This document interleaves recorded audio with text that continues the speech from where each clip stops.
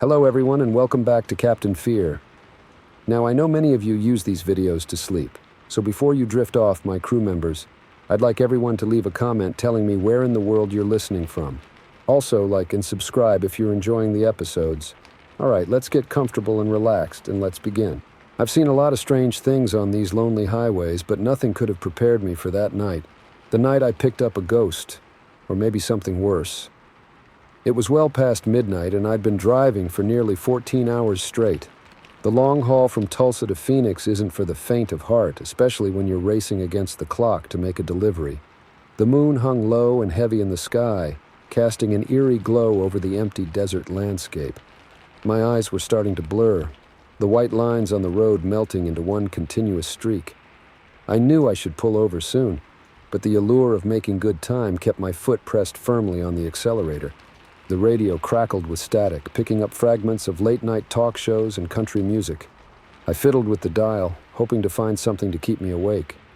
That's when I saw him. At first, I thought it was a mirage, a trick of the light on my tired eyes. But as I drew closer, the figure became clearer, a man standing on the side of the road, thumb outstretched. Now, I'm not usually one for picking up hitchhikers. In my line of work, you hear all sorts of horror stories, but something about this guy made me slow down. Maybe it was the desperation in his stance, or maybe it was just my own exhaustion clouding my judgment. Whatever the reason, I found myself pulling over to the shoulder, gravel crunching under my tires.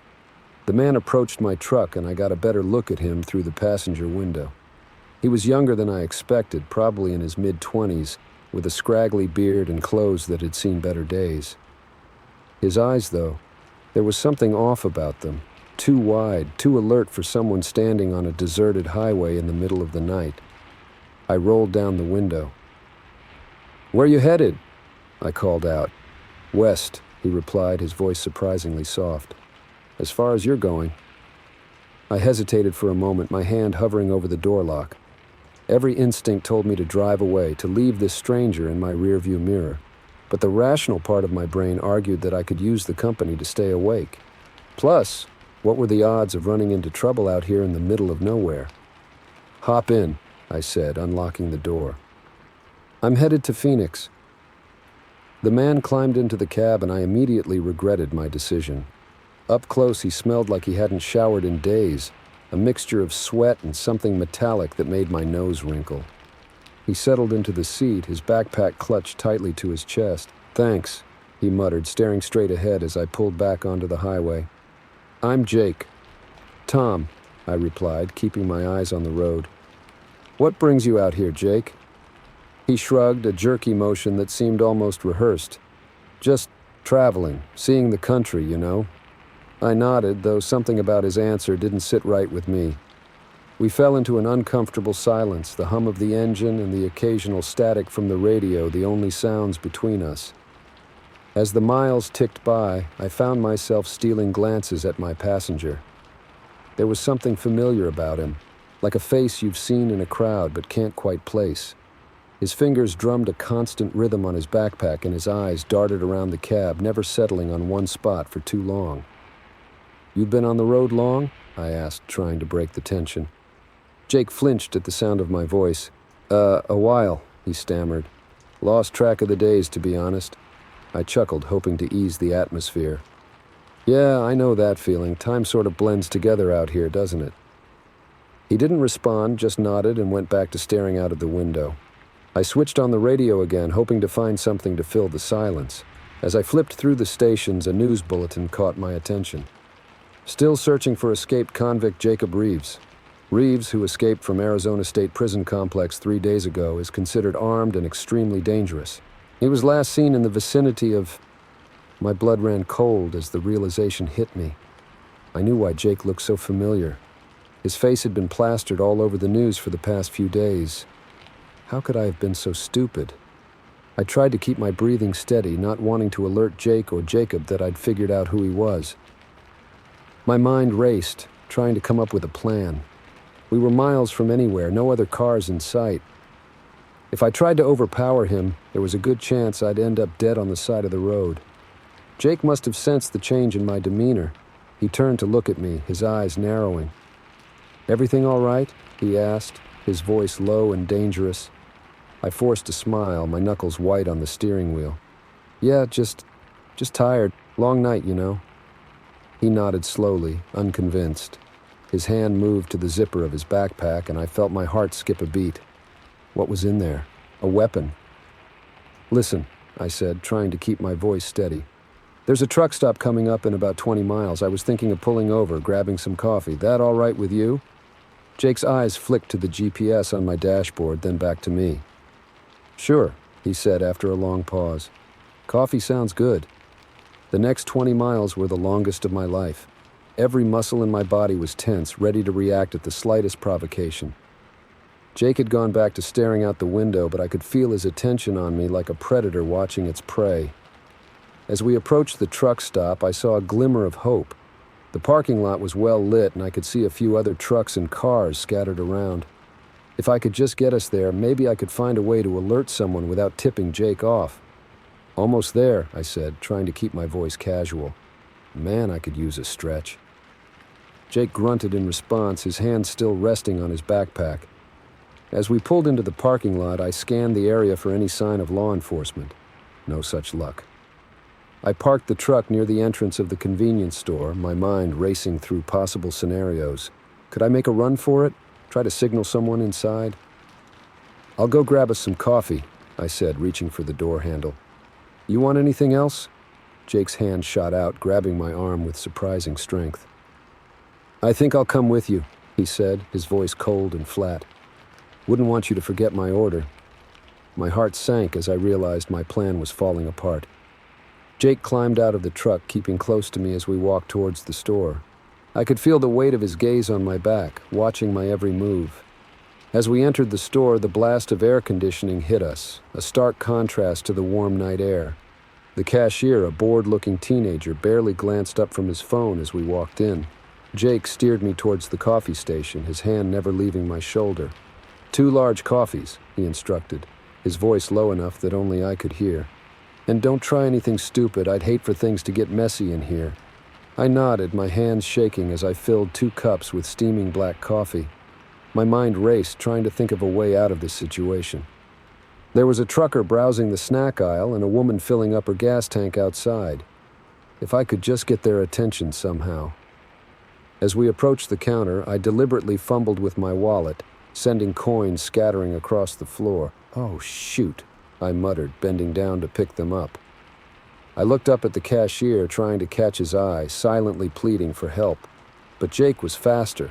He scooped up the coins in one fluid motion, flashing a charming smile at the cashier. Butterfingers, he laughed, handing over a 20. Keep the change, kid. As we walked back to the truck, coffee in hand, I felt the last of my hope slipping away. Jake was too smart, too careful. He wasn't going to let his guard down. We climbed back into the cab, and I felt the familiar rumble of the engine as I turned the key. Jake took a sip of his coffee, then set it in the cup holder.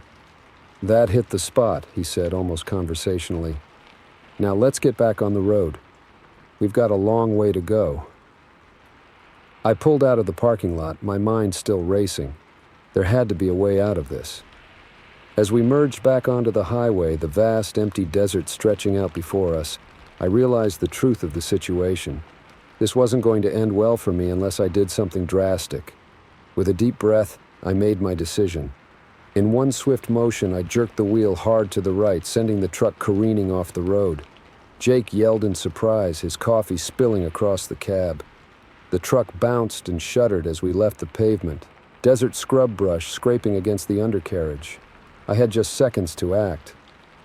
As Jake struggled to regain his balance, I threw open my door and leaped from the still-moving vehicle. I hit the ground hard, rolling to absorb the impact. Pain shot through my body, but adrenaline kept me moving. I scrambled to my feet, running blindly into the darkness of the desert. Behind me, I heard the truck's brakes squeal as it came to a stop, followed by Jake's enraged shouts. I didn't look back, focusing only on putting as much distance between us as possible. As I ran, I fumbled for my phone, praying for a signal. By some miracle, I had 1 bar. With shaking fingers, I dialed 911, gasping out my location and situation to the dispatcher as I continued to flee. I don't know how long I ran or how far. All I know is that when I finally saw the flashing lights of police cars on the highway, I collapsed to my knees in relief. As the officers approached, weapons drawn, I raised my hands, laughing and crying at the same time. They found Jake a few miles down the road trying to hitchhike his way to freedom. My truck was recovered, a little worse for wear, but still drivable. And me? I walked away with some scrapes, bruises, and a hell of a story. These days I keep my doors locked and my eyes on the road. But every now and then, when I pass a lone figure on the highway at night, I can't help but wonder, what if? Story 2. I've hauled cargo across every state in this country, but nothing could have prepared me for that night in Millbrook. It was the night I saw a crime that never happened. The night reality seemed to bend around me. Even now, years later, I'm not sure if I can trust my own memories. It was a crisp autumn evening, the kind where the air feels sharp in your lungs and the setting sun paints the sky in shades of orange and purple. I'd been on the road for 14 hours straight, my eyes gritty from staring at the endless ribbon of highway. The GPS on my dash told me I was approaching Millbrook, a tiny speck of a town that barely registered on most maps. As I downshifted to navigate the exit ramp, movement caught my eye. In the gathering twilight, I saw a figure dart across the road ahead, followed closely by two larger shapes. My foot instinctively eased off the accelerator as I squinted through the windshield, trying to make sense of the scene unfolding before me. That's when I saw it. The smaller figure, a woman, I realized with a jolt, stumbled and fell. The two pursuers were on her in an instant, and even from this distance I could see the glint of something metallic in one of their hands. Jesus Christ, I muttered, my heart rate spiking. Without thinking, I laid on the horn, the blast echoing off the buildings that lined the narrow street. The attacker's head snapped up, and for a moment I locked eyes with one of them. Even through the distance and fading light, I could see the cold calculation in his gaze. Then, as quickly as it had started, it was over. The two men yanked the woman to her feet and dragged her into a nearby alley, disappearing from view. My hand shook as I fumbled for my phone, nearly dropping it in my haste to dial 911. The dispatcher's calm voice was a stark contrast to my breathless report. "I need to report an assault," I gasped. "Maybe an abduction. I just saw two men attack a woman and drag her into an alley." The dispatcher took down my location and assured me that officers were on their way. I parked my rig on the side of the road, leaving the hazard lights flashing. Part of me wanted to charge into that alley to play the hero, but the rational part of my brain reminded me that I was just a middle-aged trucker, out of shape and unarmed. The best thing I could do was wait for the professionals. It felt like hours, but it was probably only a few minutes before I heard the wail of sirens. Two patrol cars pulled up, their lights painting the street in alternating flashes of red and blue. I climbed down from my cab, waving to get their attention. "Over here," I called out. "I'm the one who called it in. They went down that alley there." The officers approached, their hands resting casually on their holsters. One of them, a stocky man with a buzz cut, addressed me. "Sir, can you tell us exactly what you saw?" I recounted the events, pointing to where I'd seen the woman fall in the alley where they'd disappeared. The officers listened intently, occasionally exchanging glances that I couldn't quite interpret. "All right," Buzzcut said when I'd finished. "We're going to check it out. Please wait here with Officer Chen." As Buzzcut and his partner drew their weapons and cautiously approached the alley, Officer Chen turned to me. She was younger than the others, with a kind face that seemed at odds with her crisp uniform. "Can you give me a description of the individuals involved?" she asked, pulling out a notepad. I closed my eyes, trying to recall details. The woman was small, maybe 5'4", dark hair, I think. She was wearing a red coat. The men were both tall, over 6 feet. One had on a black hoodie, the other a denim jacket. That's all I can remember clearly. Officer Chen nodded, jotting down notes. "And you're certain about what you saw? The lighting conditions weren't ideal." I bristled at the implication. "Look, I know what I saw. I'm not some drunk calling in shadows. Those men were attacking that woman." Before she could respond, Buzzcut and his partner emerged from the alley. Their weapons were holstered, and they wore expressions of confusion that made my stomach drop. "There's nothing there," Buzzcut announced. "No signs of a struggle, no blood, nothing out of place." I stared at him in disbelief. "That's impossible. I saw them drag her in there not 10 minutes ago." The officers exchanged another one of those looks. Buzzcut cleared his throat. "Sir, have you been drinking tonight? Taking any medications?" "What? No," I sputtered, indignation rising in my chest. "I'm a professional driver. I don't drink on the job, ever." "Easy." Officer Chen placed a hand on my arm, her voice gentle. "Sometimes when we're tired, our minds can play tricks on us. It's been a long day for you, hasn't it?" I shrugged off her touch, anger replacing my earlier fear. "I'm telling you, I know what I saw. Are you even going to look for her?" Buzzcut sighed, clearly losing patience. "Sir, we've checked the area. There's no evidence of any crime. We can take a statement if you insist, but without any corroborating evidence or a victim coming forward, there's not much we can do." I ran a hand through my thinning hair, frustration and doubt warring in my mind. Had I imagined it all? Was I so exhausted that I'd conjured up some elaborate hallucination? "Fine," I muttered. "I'll give you a statement, but I swear I'm not crazy." The next hour was a blur of paperwork and repeated questions. By the time I climbed back into my truck, my earlier certainty had been replaced by a gnawing doubt. The officer's skepticism had wormed its way into my brain, making me question every detail of what I'd seen. As I pulled back onto the highway, the lights of Millbrook fading in my rearview mirror, I couldn't shake the feeling that something was terribly wrong, not just with what I'd seen or thought I'd seen, but with the town itself. It was as if the moment I'd entered Millbrook, I'd stepped into some twisted parallel universe where the rules of reality didn't quite apply. The rest of my drive was a haze of paranoia and second-guessing. Every shadow on the road seemed to move, every flickering streetlight a potential threat. By the time I reached my destination and unloaded my cargo, I was a wreck. That should have been the end of it. A weird experience in a forgettable town, the kind of story you tell over beers to get a few laughs. But Millbrook wasn't done with me yet. A week later, I was back home enjoying a rare day off. As I flipped through channels on TV, a news report caught my eye. The anchor was talking about a series of disappearances in the Midwest, young women vanishing without a trace.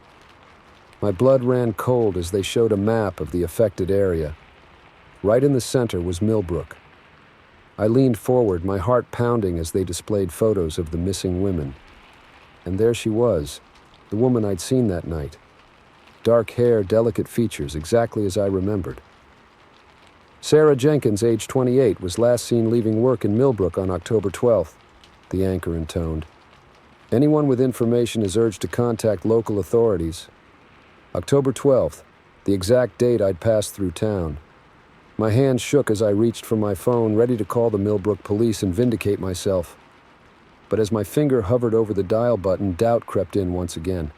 What if I was wrong? What if this was all some massive coincidence and I was about to make a fool of myself, or worse, interfere with an ongoing investigation? In the end, I didn't make the call. I told myself it was because I didn't have any new information to give them. But deep down, I knew the truth. I was afraid. Afraid of being labeled a crackpot, afraid of getting involved in something I didn't understand. And maybe, just maybe, afraid of confirming that what I saw that night was real. The guilt gnaws at me even now. Every time I pass through a small town at twilight, every time I see a lone figure on the side of the road, I think of Sarah Jenkins and the night in Millbrook. I wonder if I could have done more, if I should have trusted my instincts instead of letting others shake my conviction. But mostly I wonder about the nature of reality itself. Because if what I saw that night was real, then what does that say about the world we live in? How thin is the veil between what we accept as truth and the mysteries that lurk just out of sight? I don't have answers. All I know is that somewhere out there in a town that barely registers on most maps, something impossible happened. And I was the only one who saw it. Or at least I think I was. These days I'm not sure of anything anymore. Story 3. The neon sign flickered in the darkness, a beacon of false hope in the storm-ravaged night. Pinewood Motel, it read, though half the letters were burnt out. As I guided my rig into the nearly empty parking lot, I couldn't shake the feeling that I was making a terrible mistake. But with the rain coming down in sheets and my eyelids growing heavier by the minute, I didn't have much choice. Little did I know that decrepit motel would become the stage for the most unsettling night of my life. I'd been on the road for nearly 18 hours straight, pushing through to make a deadline. The storm had come out of nowhere, turning the highway into a treacherous river and forcing me to crawl along at a snail's pace. By the time I spotted the motel sign, I was running on fumes, both my truck and myself. As I cut the engine, the sudden silence was deafening. The rain drummed a relentless beat on the roof of my cab, punctuated by the occasional rumble of thunder. I sat there for a moment, gathering my courage. Something about this place set my teeth on edge, but I couldn't put my finger on why. Grabbing my duffel bag and pulling my jacket over my head, I made a mad dash for the office. The door creaked ominously as I pushed it open, a small bell tinkling overhead to announce my arrival. The interior was dimly lit and smelled of mothballs and stale cigarette smoke. Behind a cluttered desk sat a man who looked as old and worn as the motel itself, his roomy eyes fixed on me as I approached, a smile spreading across his face that didn't quite reach those watery orbs. "Well, well," he croaked, his voice like gravel in a blender. "Don't get many visitors on nights like this. Room for one?" I nodded, trying to ignore the way my skin crawled under his gaze. "Just for the night. I'll be back on the road as soon as the storm passes." Of course," he muttered, rummaging through a drawer. "We don't get many long-term guests here anyway. Most folks are just passing through." Something about the way he said it made me wonder what happened to the ones who weren't just passing through. But I pushed the thought aside. I was letting my imagination run wild, fueled by too many late-night horror flicks and not enough sleep. As he slid the registration book towards me, his eyes flicked to the window behind me. "That's quite a rig you've got out there. Hauling anything interesting, too." I tensed, my hand freezing over the page. In my line of work, you learn quickly not to discuss your cargo, especially with strangers who seem a little too interested. "Just some electronics," I lied smoothly. "Nothing exciting." He nodded, but I could see the gleam of disappointment in his eyes. "Shame. We don't get much excitement around here. Room 13 is free. End of the row, nice and private." Of course it was room 13, because this night wasn't ominous enough already. I took the key, an actual metal key, not a key card, and headed back out into the rain. Room 13 was indeed at the far end of the motel, separated from the other rooms by a gap where it looked like another unit had once stood. The room itself was about what you'd expect from a place like this. Faded wallpaper, a sagging bed, and a TV that looked like it had been old when Reagan was president. But it was dry, and right now that was all I cared about. I dropped my bag and flopped onto the bed, not even bothering to take off my shoes. I was asleep almost before my head hit the pillow. I'm not sure how long I slept, but I woke with a start, my heart pounding. Something had pulled me from my slumber, but in the disorienting darkness of the unfamiliar room, I couldn't tell what. Then I heard it. A soft scratching sound coming from the wall behind the headboard. At first I tried to dismiss it as the wind or maybe a tree branch, but as I listened the sound became more deliberate, rhythmic, almost like Morse code. I sat up, pressing my ear against the wall. The scratching stopped abruptly, replaced by what sounded like muffled voices. I couldn't make out words, but the tone was urgent, panicked. Fully awake now, I fumbled for the bedside lamp. The bulb flickered to life, casting a sickly yellow glow over the room. That's when I noticed something that turned my blood to ice. The wallpaper behind the headboard was different from the rest of the room, newer, as if it had been recently replaced. The voices had stopped, but now I heard something else. Footsteps moving quickly past my door. I held my breath, watching the sliver of light under the door. A shadow passed by, paused, then moved on.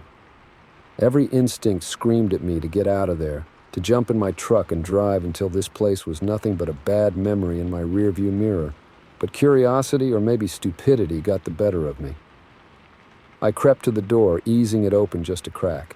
The rain had stopped, leaving behind a heavy silence broken only by the distant rumble of thunder. At the far end of the motel, I could see a figure illuminated by the flickering neon sign. It was the old man from the office, and he was carrying something heavy. As I watched, he struggled to lift what looked like a large duffel bag into the back of a battered pickup truck. The bag landed with a dull thud that echoed in the still night air. My mind raced, trying to make sense of what I was seeing. Why would the old man be loading luggage into his truck in the middle of the night? And why did he look so nervous? I was so focused on the scene at the end of the lot that I almost missed the movement closer to me. A flicker of motion in my peripheral vision made me turn my head. There, in the gap between my room and the next, stood a figure. For a heart-stopping moment, I thought it was the old man caught in the act. But as my eyes adjusted, I realized this person was smaller, slighter. It was a woman, her face pale in the dim light. She raised a finger to her lips in a shushing motion, then beckoned me to follow her. Against my better judgment, I slipped out of my room, closing the door as quietly as I could behind me. As I approached, I could see the fear etched on her face. She couldn't have been more than 30, but her eyes held a weariness that spoke of years of hardship. "You need to leave," she whispered urgently. "Now, before he comes back." "What's going on?" I asked, keeping my voice low. "Who are you?" She shook her head, glancing nervously towards the office. "There's no time to explain. Just know that this place, it's not what it seems. People come here, but they don't always leave. At least not the way they came in." A chill ran down my spine as her words sank in. The scratching sounds, the muffled voices, the old man's suspicious behavior, it all started to form a horrifying picture. "We need to call the police," I said, reaching for my phone. The woman's hand shot out, grabbing my wrist. "No, he'll hear you. The walls. They're thinner than you think. Just get in your truck and go. Please." "What about you?" I asked, even as I started backing towards my rig. A sad smile crossed her face. "I'll be fine. I've survived this long. Now go before—" She froze, her eyes widening in terror. I turned to see what had frightened her and felt my heart skip a beat. The old man was walking back from his truck, and he was heading straight for us. "Well, well," he called out, his gravelly voice carrying easily in the still night air. "Looks like we've got ourselves a couple of night owls having trouble sleeping." I opened my mouth to respond, but no words came out. The woman had vanished, melting into the shadows as if she'd never been there at all. The old man's eyes narrowed as he approached, all pretense of friendliness gone.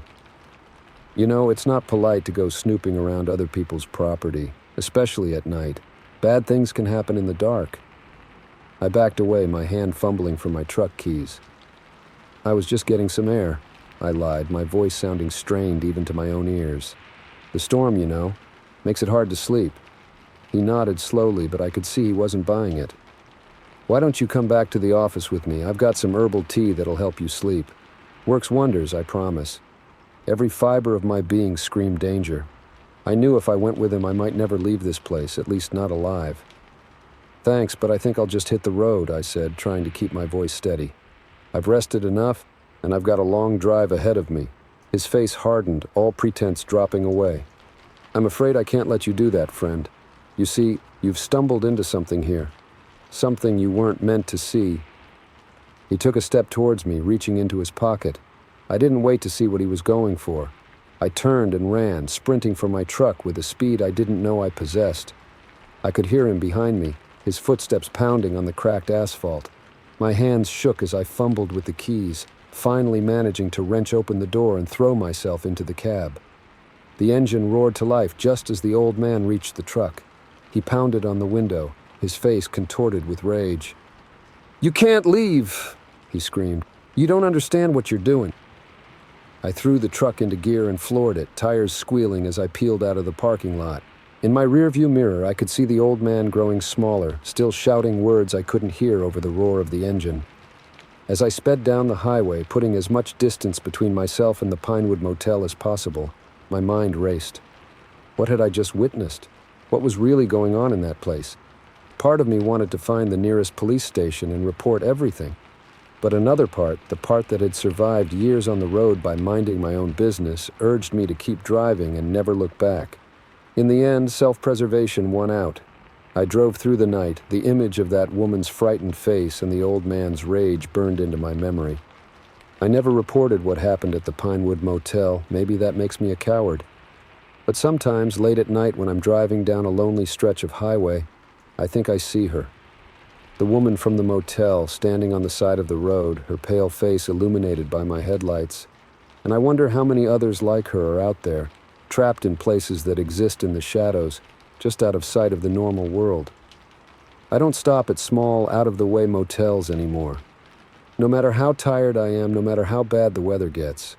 Because you never know what's waiting behind those flickering neon signs. And some mysteries, I've learned, are better left unsolved. Story 4. They say the open road is freedom, but sometimes it's a trap. I learned that lesson the hard way on a moonless night somewhere between Tucson and El Paso. What started as a routine haul turned into a game of cat and mouse that nearly cost me everything. Even now, months later, I still check my mirrors obsessively, half expecting to see those headlights bearing down on me again. It was supposed to be an easy run. Pick up a load in Phoenix, drop it off in Houston. The kind of job I could do in my sleep after 20 years behind the wheel. I'd stopped at a truck stop just outside of Tucson to fuel up and grab some coffee. The place was busy, lots of drivers taking a break from the monotony of I-10. I was waiting in line for the restroom when I overheard a conversation that made my ears prick up. "Third one this month," a grizzled driver was saying to his companion. "Always the same stretch of road, always lone drivers." "You believe all that nonsense?" his friend scoffed. "Sounds like lot lizard tales to me." The first driver shook his head. "Nah, this is different. My buddy Jim saw it happen. Said a black SUV ran a rig right off the road. By the time the cops showed up, the driver was gone. Cargo, too." I tried to listen for more, but it was my turn for the restroom. By the time I came out, the drivers had moved on. Still, their words stuck with me as I climbed back into my rig. The night was pitch black as I pulled back onto the interstate, the kind of darkness that seems to swallow your headlights. Traffic was light, just a few other trucks and the occasional car speeding past. I settled into the rhythm of the road, my mind drifting as the miles ticked by. It was about an hour later when I first noticed the headlights in my rearview mirror. There was nothing unusual about that, of course, but something about the way they stayed perfectly centered behind me, never gaining or falling back, set off a warning bell in my mind. I changed lanes. The headlights followed. I slowed down a bit. They slowed too, maintaining the same distance. That's when the conversation from the truck stop came flooding back. A chill ran down my spine as I realized the vehicle behind me was a dark SUV. "Don't be paranoid, old man," I muttered to myself. "It's just some family on a road trip." But as the minutes ticked by and the SUV remained glued to my rear bumper, that explanation became harder to believe. I tried to get a better look in my mirrors, but all I could see were those damn headlights, bright enough to be blinding even at a distance. My palms were sweating on the wheel now, my heart racing. I considered pulling over, but the thought of stopping with that vehicle behind me sent a spike of fear through my gut. Instead, I did the only thing I could think of. I called dispatch. "Hey, Sally," I said when the night dispatcher answered, trying to keep my voice calm. "Just checking in. Any word on road conditions ahead?" "All clear as far as I can see, Joe," she replied. "You having trouble up?" I hesitated, not wanting to sound like a scared rookie. "Not exactly, just got a feeling, you know. There's a vehicle that's been following me pretty close for a while now." There was a pause on the other end of the line. When Sally spoke again, her voice was tense. "Joe, listen to me carefully. There's been some chatter about hijackings in that area. I want you to keep driving. Don't stop for anything. I'm going to alert the state police. Give them your location." My blood ran cold, so the rumors were true. "Thanks, Sally," I managed to say. "I'll keep you posted." As I ended the call, I noticed the SUV had fallen back a bit. For a moment, I dared to hope that maybe I had been paranoid after all. Then I saw why they'd backed off. We were approaching a rest area. The SUV suddenly accelerated, pulling alongside my rig. The windows were tinted dark, but I could just make out the silhouette of the driver. They seemed to be gesturing for me to pull over. Fat chance of that happening. I kept my eyes on the road ahead, knuckles white on the steering wheel. In my peripheral vision, I saw the passenger window of the SUV roll down. A glint of metal caught in my headlights, the barrel of a gun. Adrenaline surged through me. Without thinking, I yanked the wheel hard to the right, sideswiping the SUV. There was a screech of metal on metal, and the smaller vehicle spun away, tires squealing. I didn't stop to see what happened next. I floored it, pushing my rig to speeds it was never meant to reach. The engine roared in protest, but I didn't let up. My only thought was putting as much distance between me and that SUV as possible. For a few blessed minutes, the road behind me was clear. I started to think maybe I'd lost them, that it was over. Then those headlights appeared again, closing fast. Come on," I muttered, willing my truck to go faster. But I knew it was hopeless. No matter how much I pushed it, a fully loaded semi was no match for a high-powered SUV in a speed race. They were almost on me now. I could see the front grille of the SUV in my mirror, menacing and dark. In desperation, I reached for my CB radio. "Breaker, breaker, this is Lone Wolf," I called out, using the handle I'd had since my rookie days. "I've got a 10-33 situation, possibly a 10-31. Any units in the area, please respond." The radio crackled with static for a moment. Then a voice came through.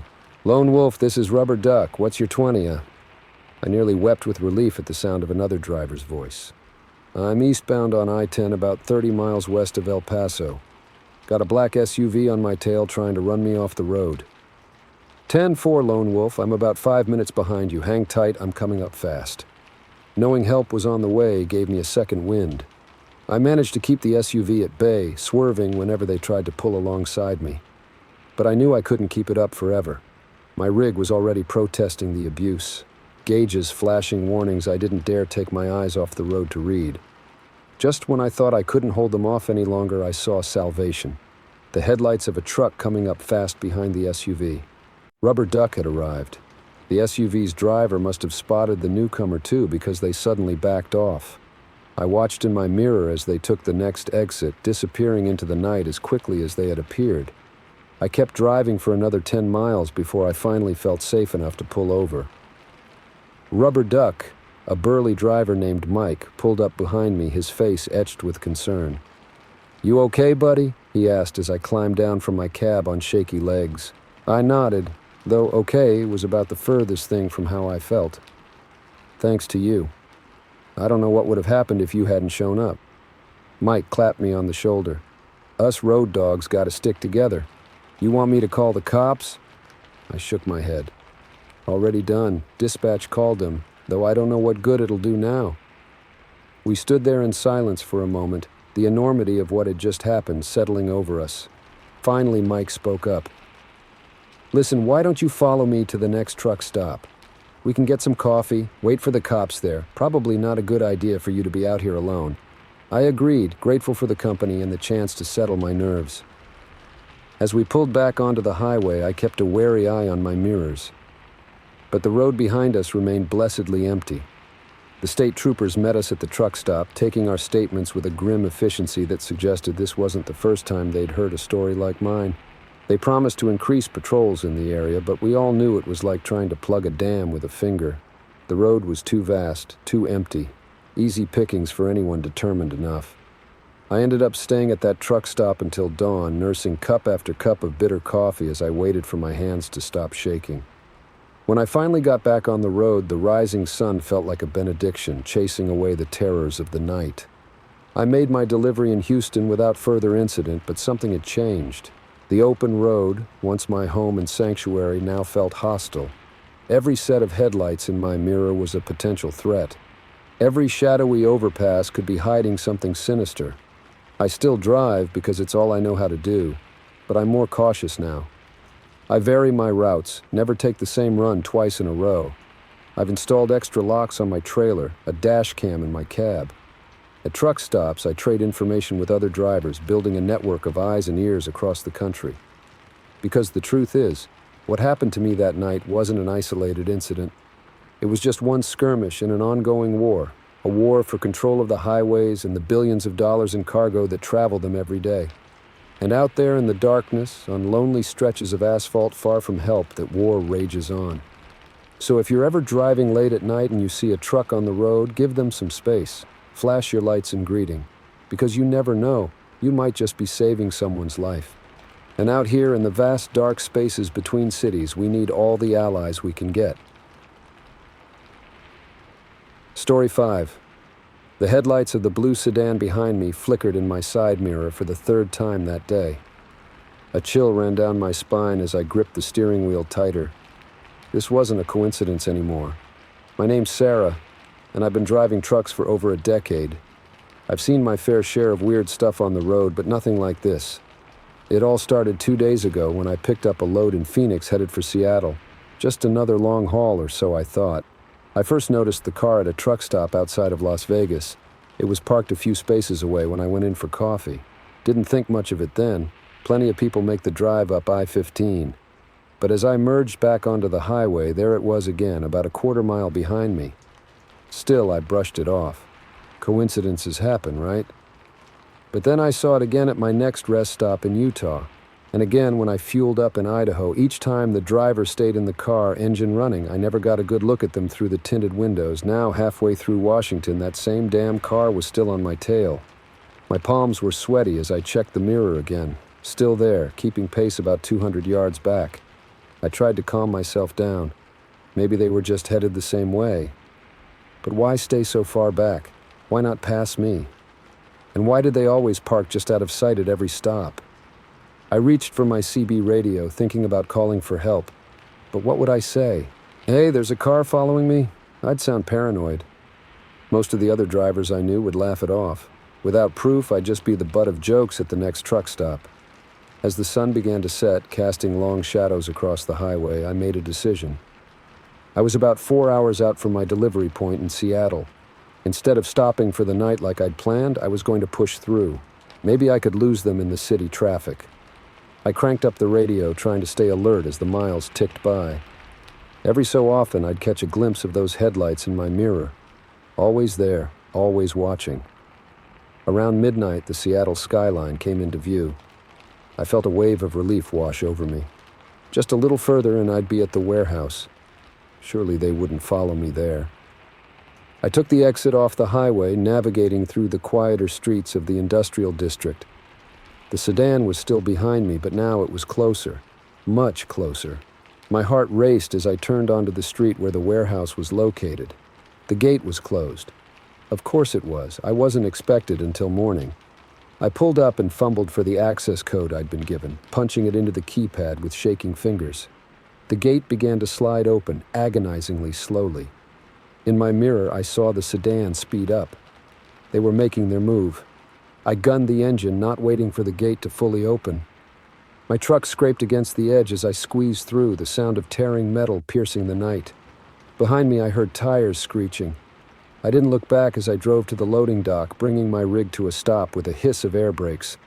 I killed the engine and sat there for a moment, listening. Nothing. No sound of another vehicle. With a shaky breath, I opened the door and climbed down from the cab. The parking lot was dark, illuminated only by a few flickering security lights. I couldn't see the sedan anywhere. Maybe I'd imagined it all. Maybe the stress of the long drive had gotten to me. I laughed nervously, the sound echoing in the empty lot. That's when I heard it. Footsteps coming from behind my trailer. I froze, my blood turning to ice. Slowly, I turned around. A figure stepped out from behind the truck. Then another and another. 3 men dressed in dark clothes, their faces obscured by ski masks. Well, well, one of them said, his voice muffled. Looks like our little game of cat and mouse is over. I backed away, my mind racing. What did they want? My truck? The cargo? Me? Listen, I said, trying to keep my voice steady. If this is a robbery, take what you want. I won't cause any trouble. The man in the middle, clearly the leader, chuckled. Oh, this isn't a robbery, sweetheart. This is a delivery. I felt my back hit the wall of the warehouse. There was nowhere left to run. What are you talking about? I stammered. The leader pulled out a knife, the blade glinting in the dim light. You see that load you're carrying? It's very valuable to some people. People who are willing to pay a lot of money to make sure it gets where it needs to go. My mind whirled. What was I carrying? As far as I knew, it was just a standard shipment of electronics, nothing worth all this. I don't understand, I said, playing for time. Maybe if I kept them talking, someone would show up. A security guard, another driver, anyone. The man to the left spoke up. You don't need to understand, you just need to open that trailer. I shook my head. I can't, the seal. Oh, we know all about the seal, the leader interrupted. We've got everything we need to make it look like this delivery went off without a hitch. All we need is for you to open it up. My mind raced. If I refused, they'd probably just kill me and break in anyway. But if I cooperated, maybe I'd have a chance to escape. Slowly, I nodded. Okay, I'll open it. The leader smiled beneath his mask. Smart girl. Now, nice and easy. No sudden moves. With the 3 men surrounding me, I walked back to the trailer. My hands shook as I unlocked the doors. As I swung them open, the leader shone a flashlight inside. What I saw made my blood run cold. The trailer was mostly empty, except for a few large, reinforced crates secured to the walls. Each one had a series of small air holes drilled into it. What the hell? I whispered. The leader chuckled. "Congratulations, Sarah. You've just completed your first human trafficking run." I felt sick. All those miles I'd been carrying people. People trapped in boxes, being smuggled across the country. "No," I said, shaking my head. "No, I didn't know. I swear I didn't know." "Of course you didn't," the man on the right said. "That's why we use drivers like you. Clean records, no suspicions, or..." The leader grabbed my arm. "Now here's what's going to happen. You're going to help us unload these crates into our truck, then you're going to drive away and forget this ever happened. Understand?" I nodded numbly, my mind still reeling from the revelation. As they led me towards the crates, I heard a faint sound, a muffled cry coming from inside one of the boxes. It snapped me back to reality. In that moment, I made a decision. I couldn't let this happen. I couldn't be part of this. With all my strength, I shoved the leader, catching him off guard. He stumbled back, crashing into one of his men. In the confusion, I bolted. I ran faster than I ever had in my life, sprinting across the parking lot towards the gate. Behind me, I could hear shouts and pounding footsteps. The gate was still open from when I'd come in. I ran through it, out onto the street. I could see lights in the distance, a 24-hour diner, if I could just make it there. A hand grabbed my jacket, yanking me back. I spun around, face to face with the leader. His mask had slipped, revealing a face contorted with rage. "You stupid bitch," he snarled, raising his knife. I didn't think, I just reacted. My fist connected with his jaw, a solid right hook just like my dad taught me. The man's head snapped back and he lost his grip on me. Not waiting to see if he'd get up, I ran. My lungs burned, my legs ached, but I didn't stop. I could hear sirens in the distance, getting closer. I burst into the diner, gasping for breath. The handful of patrons and the waitress behind the counter stared at me in shock. "Call the police," I managed to say between gulps of air. "There are people in my truck. They need help." As the waitress reached for the phone, I collapsed into a booth. My hands were shaking uncontrollably as the adrenaline wore off. Outside, I could see flashing lights approaching. The sirens grew louder. I closed my eyes, exhaling slowly. It was over. I was safe. And hopefully those people in the crates would be too. As I sat there waiting for the police to arrive, I made a vow to myself. I'd keep driving trucks. It was my life, my passion. But I'd be more careful, more aware, and I'd do whatever I could to make sure nothing like this ever happened again. Because out there on the open road, you never know what's really in your rearview mirror. Story 6. The warehouse loomed before me, a hulking shadow against the twilight sky. As I pulled up to the loading dock, a chill ran down my spine. Something wasn't right. The place looked abandoned, but my order slip said this was the spot. Little did I know I was about to stumble into a nightmare that would change my life forever. My name's Mike, and I've been driving trucks for the better part of 2 decades. You think you've seen it all after so many years on the road, but let me tell you, nothing could have prepared me for what happened that night. It was supposed to be a routine pickup, some electronic components bound for a distribution center in Chicago. Easy money, or so I thought. As I reversed my rig up to the dock, the silence was deafening. No workers, no forklifts, not even a security guard in sight. I climbed down from the cab, my boots crunching on gravel. The air was thick with the smell of rust and decay. This place hadn't seen action in months, maybe years, but the manifest in my hand said different. Someone had gone through a lot of trouble to make this look like a legit pickup. "Hello, eh?" I called out, my voice echoing off the corrugated metal walls. No answer, just the faint hum of distant traffic. I walked up to the loading dock door, half expecting it to be locked. To my surprise, it rolled up easily, the mechanisms groaning in protest. Inside, it was pitch black. I fumbled for my flashlight, the beam cutting through the darkness like a knife. The warehouse was empty, save for a single shipping container in the center of the floor. It was one of those big ones, probably 40 feet long. The kind you see on cargo ships. What the hell was it doing here? As I approached, I noticed something odd. The container's doors were slightly ajar, a heavy padlock hanging open. My instincts were screaming at me to turn around, to get back in my truck and drive away. But curiosity got the better of me. I had to know what was inside. I reached out, my hand trembling slightly as I pulled the door open wider. The hinges creaked, the sound echoing in the empty warehouse. I shone my flashlight inside, and what I saw made my blood run cold. The container was full of makeshift bunk beds, stacked 3 high on either side. Dirty blankets and pillows were strewn about. In one corner, a bucket served as a crude toilet, and on the floor, scattered like fallen leaves, were dozens of passports. Jesus Christ, I whispered, the realization hitting me like a punch to the gut. This wasn't a shipment of electronics. This was human trafficking. I backed away from the container, my mind reeling. I had to call the cops, had to report this. But as I turned to leave, I heard something that made my heart stop. Footsteps. Multiple sets coming from outside. I killed my flashlight and ducked behind a stack of old pallets, trying to control my breathing. Through a gap, I saw them enter. 3 men dressed in dark clothes, carrying duffel bags. They were talking in hushed tones, but I could make out enough to know I was in deep trouble. "Where the hell is everyone?" one of them growled. "Relax," another replied. "They're probably just running late. Let's get the merchandise loaded and get out of here." Merchandise. They were talking about people like they were cargo. I felt sick to my stomach. I watched as they approached the container, tossing their bags inside. One of them pulled out a phone, dialing a number. "Yeah, we're here," he said into the receiver. "No sign of the others yet. How long till the truck arrives?" My blood ran cold. The truck. They were talking about my truck.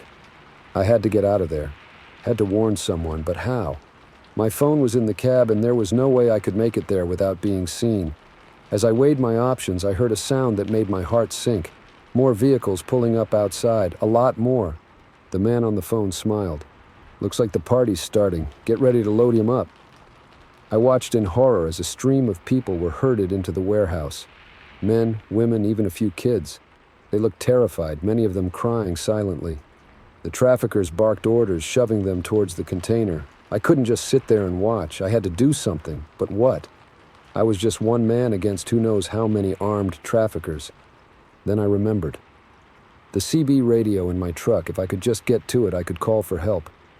I waited for my moment, watching as the traffickers focused on loading their human cargo. When I thought the coast was clear, I made my move, crawling low and fast towards the loading dock door. I was halfway there when I heard a shout. "Hey, who the hell are you?" I didn't look back. I ran, sprinting for my life towards my truck. Behind me, I could hear shouting and the sound of running feet. I reached the cab, yanking the door open and diving inside.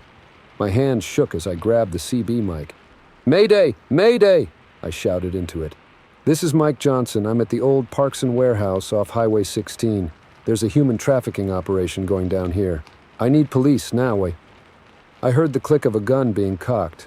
Slowly, I turned to see one of the traffickers standing by my open door, his pistol aimed at my head.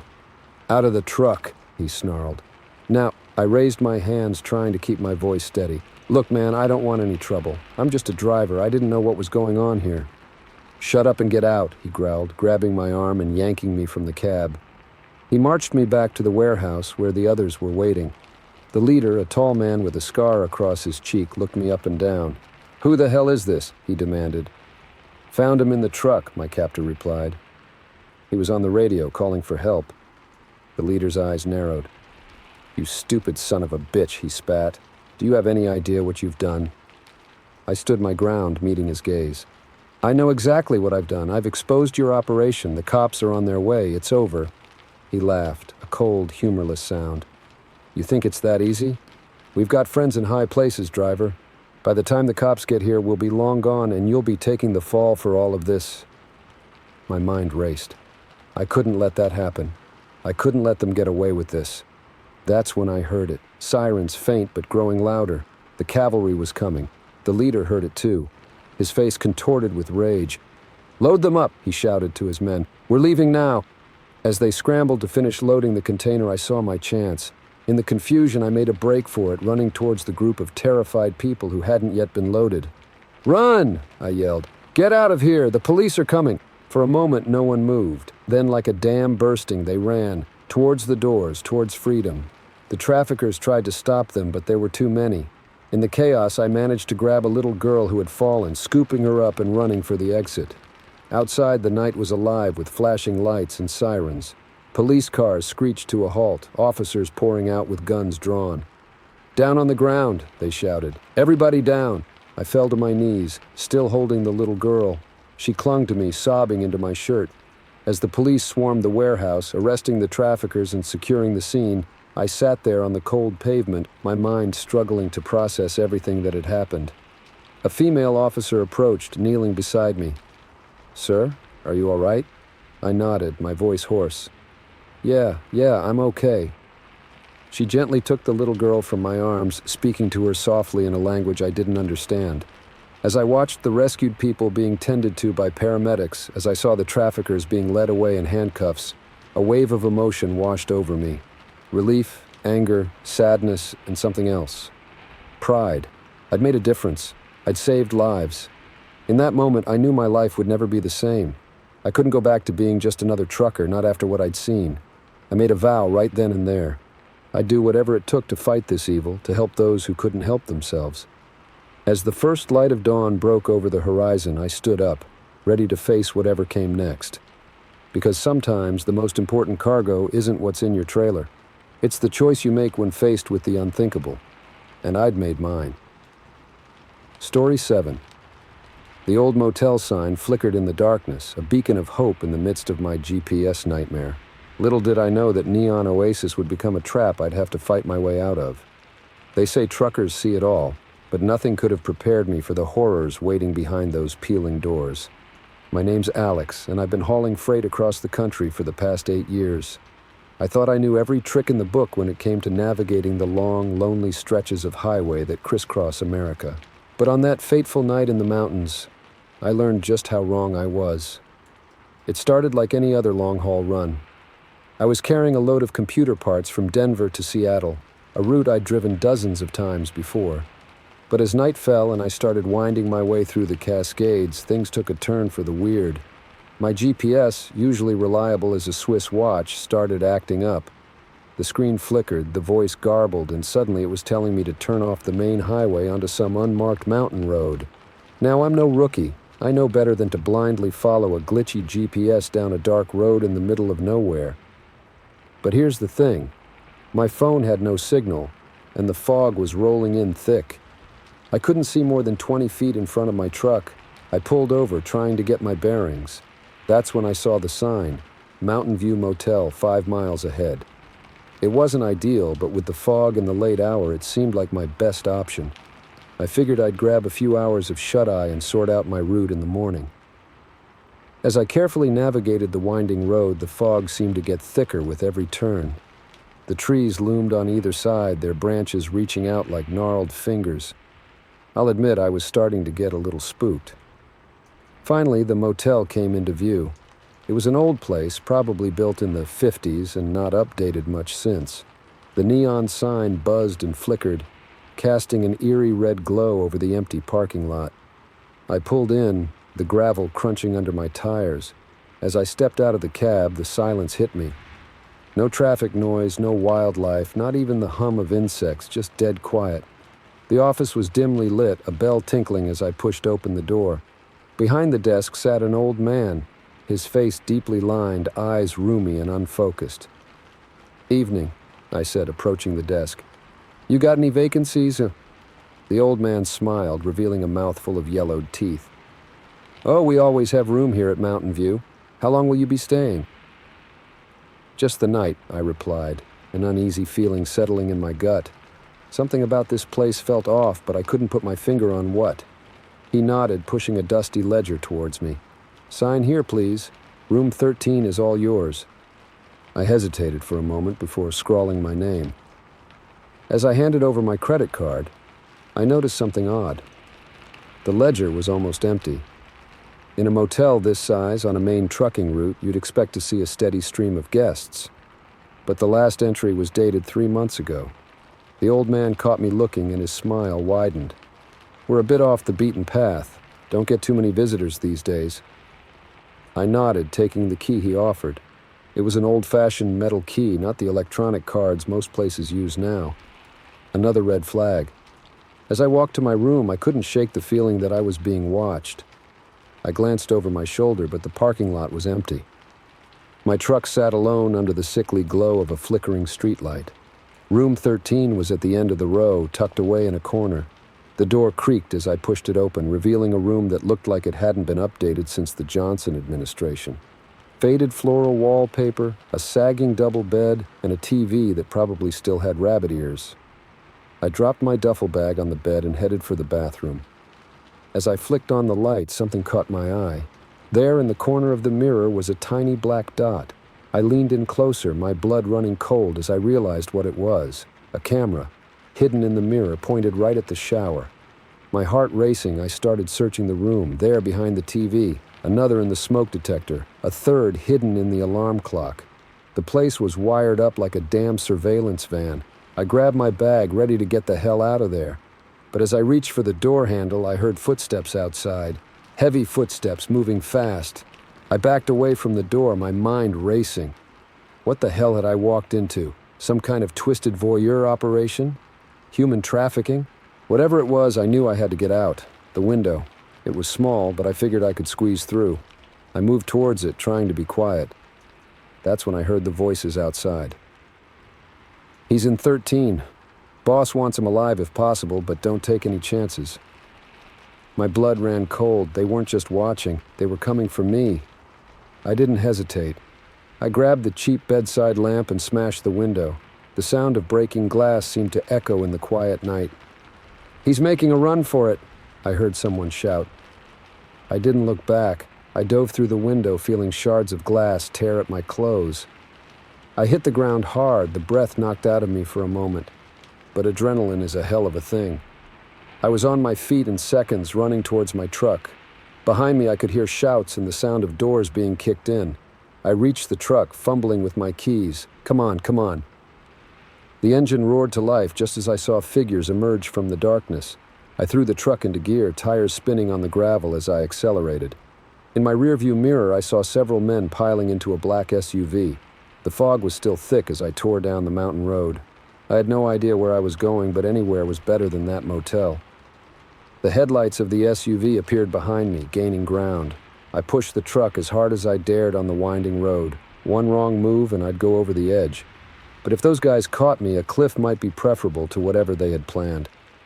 As I rounded a bend, I saw something that made my heart leap. Headlights coming towards me. A lot of headlights. I flashed my lights, honking desperately. As the vehicles got closer, I nearly cried with relief. Police cars, at least half a dozen of them. I slammed on the brakes, the truck skidding to a stop. Behind me, I heard the screech of tires as the SUV tried to turn around. The next few hours were a blur, giving my statement to the police. Watching as they raided the motel, leading away the old man and several others in handcuffs. Learning that I had stumbled upon a sophisticated operation that had been preying on unsuspecting travelers for years. As dawn broke, I sat on the back of an ambulance, a shock blanket draped over my shoulders. A detective approached, a grim look on his face. "Mr. Thompson," he said, "I want to thank you. Your actions tonight. You've saved lives. We've been trying to crack this case for months." I nodded, still trying to process everything that had happened. "What's going to happen now?" he sighed. "We're going to need you to testify. These guys, they're part of something bigger, something that goes way up the chain. Your testimony could help us bring down the whole operation." I thought about my life on the road, the freedom, the solitude. And I thought about all the other drivers out there, all the potential victims who might fall into a trap like I nearly did. "I'll do it," I said, my voice stronger than I felt. "Whatever you need." As the sun rose over the mountains, casting a golden glow over the scene, I made a vow to myself. I'd keep driving, keep doing the job I loved, but I'd be more vigilant, more aware, and I'd do whatever I could to make the road safer for everyone. Because out there in the night, behind those motel doors and down those lonely roads, there are dangers lurking. But there are also people willing to stand up and fight. And tonight, I became one of them. Story 8. The crunch of metal and shatter of glass pierced through the thick fog as trucks and cars collided in a catastrophic pileup. But as I stumbled from my rig to help, I realized with growing horror that this was no ordinary accident. The truth was far more sinister, and I was trapped in the middle of it. My name's Jack, and I've been trucking for over 15 years. I thought I'd seen it all on these highways. But that foggy night on I-80 showed me how wrong I was. It had been a long haul from Chicago to San Francisco, and I was looking forward to my final stop before hitting the Bay Area. My partner Dave was snoring in the sleeper cab as I navigated through the dense fog that had settled over the Sierra Nevada. Visibility was down to almost nothing. I could barely see the taillights of the car in front of me. That's when it happened. A screech of tires, a flash of headlights, and suddenly the world was chaos. I slammed on the brakes, feeling the trailer start to jackknife behind me. We skidded to a stop, the truck groaning with the strain. For a moment, there was silence. Then the air filled with the sound of more crashes, more vehicles piling into the wreck. "Dave!" I yelled, reaching back to shake my partner awake. "We've got a situation!" Dave jerked awake, confusion turning to alarm as he took in the scene. "Jesus Christ, what happened?" "Pile up," I said, grabbing my flashlight and safety vest. "Come on, we gotta help." We climbed down from the cab, the fog swirling around our ankles. The scene that greeted us was like something out of a nightmare. Twisted metal, shattered glass, the acrid smell of burning rubber. And through it all, the sound of people calling for help. Dave and I split up, moving from vehicle to vehicle. I helped a young woman out of her overturned car while Dave worked to free a man trapped in his pickup. As I moved deeper into the wreckage, something started to feel off. The fog seemed to be getting thicker, if that was even possible. And the voices, they didn't sound quite right. I approached a sedan that had rear-ended a minivan. "Hello-y?" I called out. "Anyone need help here?" The driver's door opened and a man stepped out. He was wearing a suit which struck me as odd for this time of night.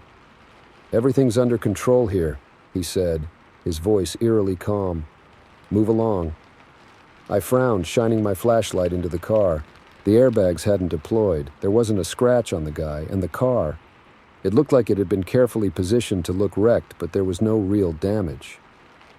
"What the hell?" I muttered, backing away. That's when I heard Dave's voice, raised in alarm. "Jack, get over here!" I ran towards his voice, my heart pounding. I found him standing by a big rig similar to ours. The driver was out, talking to Dave. "Jack," Dave said as I approached, his face pale. "This guy, he says he's a trucker too. But when I asked him about his rig, he couldn't tell me the first thing about it." The driver glared at us. "Mind your own business," he growled. I looked around, really looked, for the first time since the crash. And that's when it hit me. Every vehicle here was perfectly positioned. The damage was superficial. And the people, they were all watching us. "Dave," I said, keeping my voice low, "we need to get back to our truck now." We turned to go, but our path was blocked. More victims had appeared out of the fog, forming a loose circle around us. "Going somewhere?" one of them asked, a cold smile on his face. "What is this?" I demanded, trying to keep the fear out of my voice. "What's going on here?" A man in an expensive-looking suit stepped forward. Unlike the others, he made no pretense of being a crash victim. "This gentleman is what we call an acquisition operation, and you two are our latest acquisitions." Dave and I exchanged glances. This couldn't be happening. It was like something out of a movie. "You see," the suit continued, "your truck contains something very valuable to us. We had hoped to simply divert you to one of our facilities, but you proved resistant to our GPS modifications.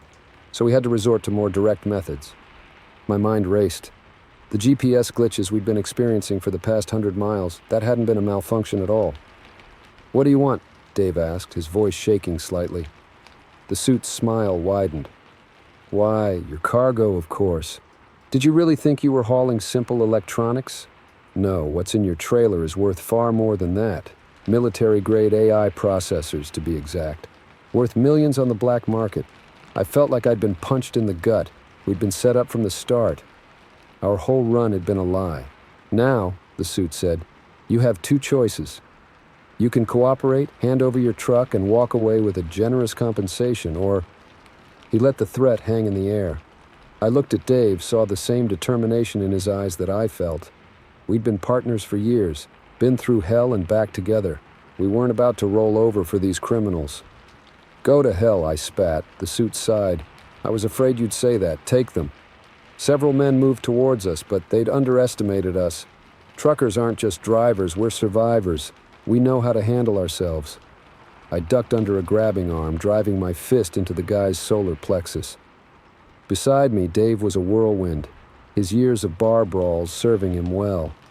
We fought our way through the circle, running back towards our truck. Behind us, I could hear shouts and pounding feet. "Get it started," I yelled to Dave as we neared the rig. He was always the faster one of us. I turned to face our pursuers, buying time. One of them reached me, swinging wildly. I dodged, using his momentum to throw him into another attacker. The roar of our engine firing up was the sweetest sound I'd ever heard. I scrambled into the passenger side as Dave threw the truck into gear. "Hang on," he shouted, stomping on the gas. We plowed forward, pushing aside the carefully arranged wreckage. Our attackers dove out of the way as we barreled through their trap. As we broke free of the fake pileup, the fog seemed to thin. In the side mirror, I could see vehicles racing to catch up. "We gotta call this in," I said, reaching for the CB radio. But before I could key the mic, a voice crackled through. "This is Highway Patrol. We've received reports of a major accident. All units respond." Dave and I looked at each other. Help was coming, but so were our pursuers. "Keep driving," I said. "I've got an idea." I grabbed the mic. "This is truck driver Jack Reeves. We've got a situation here. The pileup is fake. It's a trap set by armed hijackers. They're after our cargo. We're northbound on I-80, mile marker 157. Multiple hostile vehicles in pursuit." There was a moment of silence, then, "Copy that, driver. Units are en route. Can you describe the pursuing vehicles?" I gave them as much detail as I could, watching in the mirrors as the black SUVs got closer. "Just keep going," I told Dave. "Help's on the way." The next few minutes were the longest of my life. Dave pushed our rig to its limits, the engine roaring as we tore down the highway. The SUVs were gaining, but in the distance I could see flashing lights. Suddenly, one of the SUVs pulled alongside us. The window rolled down, and I saw the barrel of a gun. "Dave, look out!" He swerved hard, the bullet shattering our side mirror instead of the window. The SUV fell back as Dave wrestled the truck back under control. And then, like angels descending from heaven, the cops were there. Highway patrol cars swarmed the SUVs, forcing them off the road. We didn't stop until we reached a roadblock a few miles ahead, manned by what looked like half the highway patrol in the state. As we finally rolled to a stop, the adrenaline drained out of me, leaving me shaking. Dave and I sat in silence for a moment, processing what had just happened. Then he turned to me, a wry smile on his face. "Hey, Jack." "Yeah. Next time, let's just haul furniture or something, okay?" I couldn't help it. I started laughing, and once I started, I couldn't stop. Dave joined in, and there we were, two grown men cackling like lunatics in the cab of our truck. As the sun began to rise, painting the sky in shades of pink and gold, I realized something. This job, this life on the road, it's not just about the driving, it's about being ready for anything, about facing down whatever comes your way. And as I watched the cops leading away our would-be hijackers, I knew one thing for sure. Dave and I, we were ready for anything. Because out here on the open road, you never know what's waiting around the next bend. But with a good partner and a steady hand on the wheel, you can face it all. Even a foggy night that turns into a waking nightmare. Story 9. The night air crackled with static as a desperate voice cut through the silence of my cab. "Please, anyone, help me!" I nearly swerved off the road, my heart pounding as I grabbed the CB radio mic. Little did I know this call would be the beginning of the most terrifying night of my trucking career. I'd been on the road for almost 14 hours straight, pushing to make a deadline in Albuquerque. The moon hung low over the desert landscape, casting long shadows across the empty highway. My eyes were heavy, and I'd been fighting sleep for the last 100 miles. The radio had been quiet all night, unusual for this stretch of I-40, but I chalked it up to the late hour.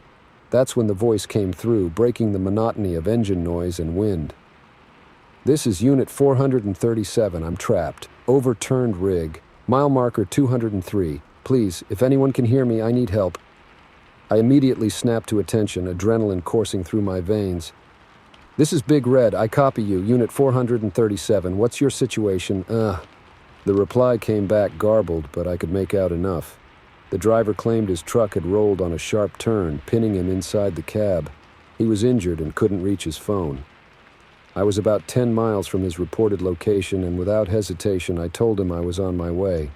"Hang tight, buddy. I'll be there in about 10 minutes. Keep talking to me." As I sped down the highway, I tried to keep the driver calm, asking him questions about his condition and the accident. His responses were often interrupted by static, but he seemed coherent. I couldn't shake the feeling that something was off, though. The voice sounded strange, almost distant, even when the signal was clear. I reached mile marker 203, slowing down and scanning both sides of the road. My headlights swept across the barren landscape, but there was no sign of an overturned truck. No skid marks, no debris, nothing. Unit 437, I'm at mile marker 203. I don't see you. Can you give me any landmarks? The reply came back clearer than before. I'm just off the road, by a large boulder. Please hurry, I'm losing a lot of blood. I pulled over, grabbing my flashlight and first aid kit. The night was eerily quiet as I stepped out of my rig. The beam of my flashlight cut through the darkness, revealing nothing but scrub brush and rocks. I walked about 100 yards in each direction, calling out, but there was no response. Back in my truck, I tried the CB again. Unit 437, I'm here, but I can't find you. Are you sure about your location? This time the response chilled me to the bone. I see your lights. You're so close. Please, I'm right here. Can't you see me? I felt the hair on the back of my neck stand up. I was alone out here. That much I was certain of. Yet this voice insisted he could see me. Something wasn't right. Listen, buddy, I don't know what's going on, but I'm going to call this into the highway patrol. Hang tight. I reached for my cell phone, but before I could dial, the CB crackled to life again. The voice that came through was different this time. Deeper, menacing. Don't bother calling anyone. They won't find me either. My blood ran cold. Who is this? What's going on? Silence. Then, keep driving, trucker. This doesn't concern you. I should have listened. I should have put the pedal to the metal and never looked back. But something kept me there. A mixture of curiosity and a nagging sense of duty. What if there really was someone hurt out there? I'm not leaving until you tell me what's going on, I said, trying to keep my voice steady. The laugh that came through the speaker made my skin crawl. You're a persistent one, aren't you? Fine, you want to play, let's play. Start driving. I'll give you directions. Against my better judgment, I started my rig and pulled back onto the highway. The voice on the CB guided me off the interstate and onto a series of increasingly remote roads. With each turn, the knot in my stomach grew tighter. Where are you taking me? I asked after nearly an hour of driving. You wanted to find me, the voice replied. Well, now you're getting close. The road ahead narrowed, turning from asphalt to gravel. My headlights illuminated a sign, no outlet. Every instinct told me to turn around, but before I could, the CB crackled again. Stop right there, get out of your truck. I put on the brakes, but didn't cut the engine. My hand hovered over the gear shift, ready to throw it into reverse. I said, get out. Swallowing hard, I opened the door and stepped down. The night was pitch black beyond my headlights. I strained my ears, expecting to hear footsteps or see a figure emerge from the darkness, but there was nothing. Hello? I called out. Where are you? The CB in my truck suddenly blared to life, the volume so loud I could hear it clearly outside the cab. I'm right here, trucker. I've always been right here. That's when I saw it. In the beam of my headlights, about 50 yards ahead, was the outline of an overturned semi-truck. It looked old, rusted, like it had been there for years. But that was impossible. I'd driven this route countless times and never seen it before. My curiosity overrode my fear, and I found myself walking towards the wreck. As I got closer, I could make out more details. The cab was crushed, the windshield shattered, and there, barely visible through the broken glass, was a hand. I broke into a run, my heart pounding. Hey, can you hear me? I'm here to help. But as I reached the truck, I realized my mistake. The hand wasn't moving, it was skeletal, the flesh long since rotted away. This wasn't a fresh accident. This truck had been here for years, maybe decades.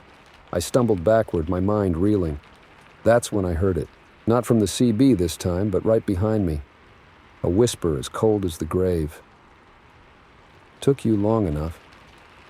I spun around, but there was nothing there, just empty air and the vast, uncaring desert. I ran back to my truck, my legs feeling like lead. As I scrambled into the cab, the CB came to life one last time. Thanks for the company, trucker. It gets lonely out here. Drive safe now. And remember, when you hear a call for help on these lonely roads, sometimes it's best not to answer. The radio went dead. No static, no voices, nothing but oppressive silence. My hands shook as I put the truck in gear and turned around. I drove through the night without stopping, my eyes constantly darting to the CB radio, half expecting it to crackle back to life. But it remained silent. As the sun began to rise, painting the desert in shades of pink and gold, I finally allowed myself to relax slightly. I pulled into the first truck stop I saw, desperate for coffee and human contact.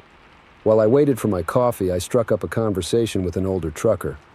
Hesitantly, I told him about my experience, half expecting him to laugh it off. Instead, he nodded gravely. "You're not the first to have a run-in with the phantom trucker," he said. "Story goes, back in the 70s, there was this driver who got into a bad wreck out in the desert. By the time someone found him, he'd been trapped in his cab for days, slowly dying. Now his spirit haunts these roads, calling for the help that never came." I shivered, despite the warm morning sun streaming through the window. "But why lead me out there? Why not just ask for help?" The old trucker shrugged. "Some say he's trying to recreate his own death, hoping for a different outcome. Others think he's just bitter, wanting to lure other truckers to their doom. Me, I think he's lonely. Eternity's a long time to spend by yourself on an empty highway." As I got back on the road that morning, I couldn't shake the encounter from my mind. I've made that run hundreds of times since then, and I've never heard that voice again. But sometimes, on long nights when the desert seems to stretch on forever, I swear I can hear a faint whisper beneath the static on my CB. And now, whenever I hear a call for help on the radio, I hesitate just for a moment. Because out here on the lonely highways, you never know who or what might be on the other end of that call. Story 10. The neon sign flickered in the darkness, a beacon of hope for my growling stomach and weary eyes. "Last chance diner, next stop 200 miles, it promised. I should have kept driving. But how was I to know that pulling into this truck stop would be the biggest mistake of my life? My rig groaned as I guided it into the nearly empty parking lot. The place looked like it had been plucked straight out of the 1950s, all chrome and faded red vinyl. A lone semi was parked at the far end, its driver nowhere in sight. The diner's windows glowed with a sickly yellow light, and I could make out a few silhouettes inside. At least I wouldn't be eating alone. I climbed down from the cab, my boots crunching on the gravel. The night air was crisp, carrying the faint scent of diesel and something else, something off. I chalked it up to road fatigue and made my way to the entrance. A bell chimed as I pushed open the door, the sound unnaturally loud in the quiet diner. 5 pairs of eyes turned to look at me, and I felt a chill run down my spine. Their gazes were blank, almost glassy, like department store mannequins. A middle-aged couple sat in a booth, forks hovering midway between their plates and mouths. An elderly man at the counter hadn't even turned around, his hand frozen in the act of stirring his coffee. At another booth, a trucker about my age stared vacantly at a menu. "Take a seat anywhere, hon," came a cheery voice from behind the counter. I turned to see a waitress, her blonde hair piled high in a style that went out of fashion decades ago. Her smile was wide, almost too wide, stretching her red lipstick to unnatural proportions. I slid into an empty booth, the vinyl squeaking beneath me. The waitress appeared at my side in an instant, notepad in hand. "What'll it be, sugar? How about trying our special—" What's the special, I asked, noticing there were no menus on the table. Her grin widened impossibly further. "Oh, it's to die for. A real killer. Everyone here loves it." Oh. I glanced around at the other patrons. None of them had moved an inch since I'd entered. The couple's forks were still suspended in midair, the elderly man's spoon still circling his cup. "I'll just have a coffee and a slice of apple pie if you've got it," I said, fighting the urge to bolt. The waitress's smile faltered for just a second before snapping back into place.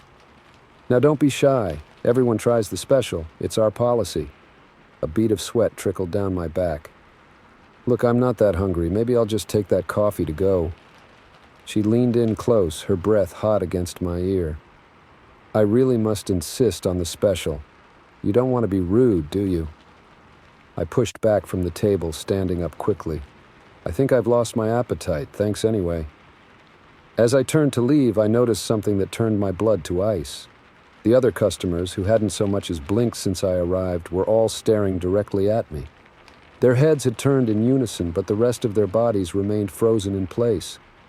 The waitress's hand clamped down on my arm with surprising strength. Now, don't be difficult. You're going to try the special, and you're going to like it." I yanked my arm free and made a dash for the door. Just as my hand touched the handle, I heard a click. The The door had locked itself.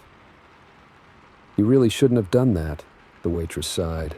Her voice had lost all its fake cheeriness, now flat and cold. I spun around, my back pressed against the door. The scene before me was like something out of a nightmare. The other patrons were rising from their seats, movements jerky and unnatural. Their faces were blank, eyes unfocused, as they began to advance towards me. "What the hell is going on here?" I shouted, frantically searching for another way out. The waitress calmly walked around the counter, producing a large kitchen knife. "It's quite simple, really. We need fresh ingredients for our special. And you, my dear, are the catch of the day." My mind raced, trying to make sense of the insanity unfolding before me. Was this some kind of cult, a twisted game? Whatever it was, I knew I had to get out, and fast. I grabbed a nearby chair and hurled it at the approaching crowd. It caught the elderly man in the chest, sending him toppling backward. But he got up immediately, showing no signs of pain or discomfort. The others kept coming, their movements becoming smoother, more coordinated. The trucker lunged at me, his hands grasping at my jacket. I ducked under his arm and made a break for the kitchen, hoping to find a back exit. The kitchen was immaculate, stainless steel surfaces gleaming under harsh fluorescent lights. But what caught my eye made me gag. On a large butcher's block in the center of the room lay something that might have once been human. It was partially dissected, flesh peeled back to reveal muscle and bone. Next to it, a clipboard held a checklist with unspeakable items ticked off. I heard the swing door open behind me. "Curious about our recipe?" the waitress asked, her voice dripping with mock sweetness. "I'd be happy to give you a hands-on demonstration." I grabbed the first thing I could reach, a heavy cast-iron skillet, and swung it with all my might. It connected with her head with a sickening crunch, but she barely flinched. Instead, her head lolled to one side at an impossible angle, a grotesque smile still plastered on her face. "That wasn't very nice," she said, her voice now coming from somewhere in her chest. "I'm afraid we'll have to tenderize you a bit before preparation." The others filed into the kitchen, blocking my escape. I backed up against the rear wall, my eyes darting around for any possible weapon or exit. That's when I saw it, a small window above the sink. Without hesitation, I leaped onto the counter, sending dishes clattering to the floor. The window was small, barely big enough for me to squeeze through, but it was my only chance. I smashed it with the skillet and began to pull myself up. I felt hands grabbing at my legs, trying to pull me back in. Glass shards cut into my arms and torso as I wiggled through the opening. With one final push, I tumbled out into the cool night air, landing hard on the gravel outside. I scrambled to my feet, ignoring the pain from my cuts and bruises. My truck was only yards away, but it felt like miles as I sprinted across the parking lot. I could hear the diner's door slam open, followed by the sound of multiple footsteps. I reached my rig, fumbling with the keys as I climbed in. The engine roared to life just as the first of my pursuers reached the truck. The waitress, her head still askew, smiled up at me through the driver's side window. "You can't escape, dear," she said, her voice somehow clear despite the closed window and rumbling engine. "You're part of the special now, and the special must be served." I threw the truck into gear and stomped on the accelerator. The big rig lurched forward, tires spinning on the gravel. In my rearview mirror, I saw the group standing in the parking lot, watching me drive away. They made no attempt to follow, but their eyes seemed to glow in the darkness. I drove through the night, pushing my rig to its limits. Every shadow on the road looked like a grasping hand, every reflective sign a pair of glowing eyes. It wasn't until the sun began to rise that I finally allowed myself to relax just a little. At the first truck stop I came to, I pulled over and called the police. I reported everything, the diner, the people, the thing in the kitchen. They took my statement, but I could tell from their tone they didn't believe me. A pair of officers was dispatched to check it out, but I knew what they'd find. Nothing. The diner would be gone, or if it was still there, it would just be a normal rundown truck stop. I've been on the road for years since that night, and I've never seen that diner again. But sometimes when I'm driving late at night and I see a lonely truck stop glowing in the distance, I feel a chill run down my spine. I drive past no matter how hungry or tired I am, because out here on the highway, you never know what's on the menu, and sometimes the special of the day is you. Story 11. The fuel gauge needle hovered just above empty, mocking me with each passing mile. I'd been scanning the horizon for what felt like hours, praying for any sign of civilization. When the faded sign for Lucky's truck stop finally appeared in my headlights, I nearly wept with relief. If only I'd known then that my luck was about to run out. I'd been on the road for close to 16 hours, pushing hard to make up for lost time after an unexpected detour. The sun had long since set, leaving me alone with the endless ribbon of asphalt and the hum of my rig's engine. I'd passed the last town over 100 miles back, and my tank was running on fumes. As I pulled off the highway, the truck stop materialized out of the darkness like a mirage. It was an old-school joint, all neon and weathered wood siding. The lot was empty, which struck me as odd even for this time of night, but I was too relieved to question my good fortune. I eased my rig up to the pump, the brakes hissing as I set them. The station looked deserted, but a flickering "Open 24 hours" sign gave me hope. I climbed down from the cab, my boots crunching on loose gravel. The air was thick and still, carrying the faint scent of diesel and something else. Something I couldn't quite place. "Hello?" I called out, my voice sounding unnaturally loud in the quiet night. No response. I approached the main building, cupping my hands against the grimy window to peer inside. The interior was dark, save for the glow of a vending machine in the corner. No signs of life. Back at the pump, I found an old-fashioned mechanical meter. No card reader in sight. "Great," I muttered, fishing for my wallet. I had just enough cash for a full tank, assuming their prices weren't highway robbery. As I began to fuel up, the hairs on the back of my neck stood on end. I had the distinct feeling of being watched. I scanned the lot, seeing nothing but shadows in the distant tree line. Still, I couldn't shake the sensation of eyes boring into me. The pump clicked off, startling me. I replaced the nozzle, my hand lingering on it for a moment. Part of me wanted to hop back in the cab and get the hell out of there, tank full or not. But I needed to settle up and maybe grab some coffee for the road. I made my way to the main building, trying the door. It swung open with a creak that set my teeth on edge. A bell chimed overhead, the sound echoing in the empty space. "Anyone here?" I called out again, flicking a light switch by the door. Nothing happened. I fumbled for my phone, using its flashlight to navigate the cluttered interior.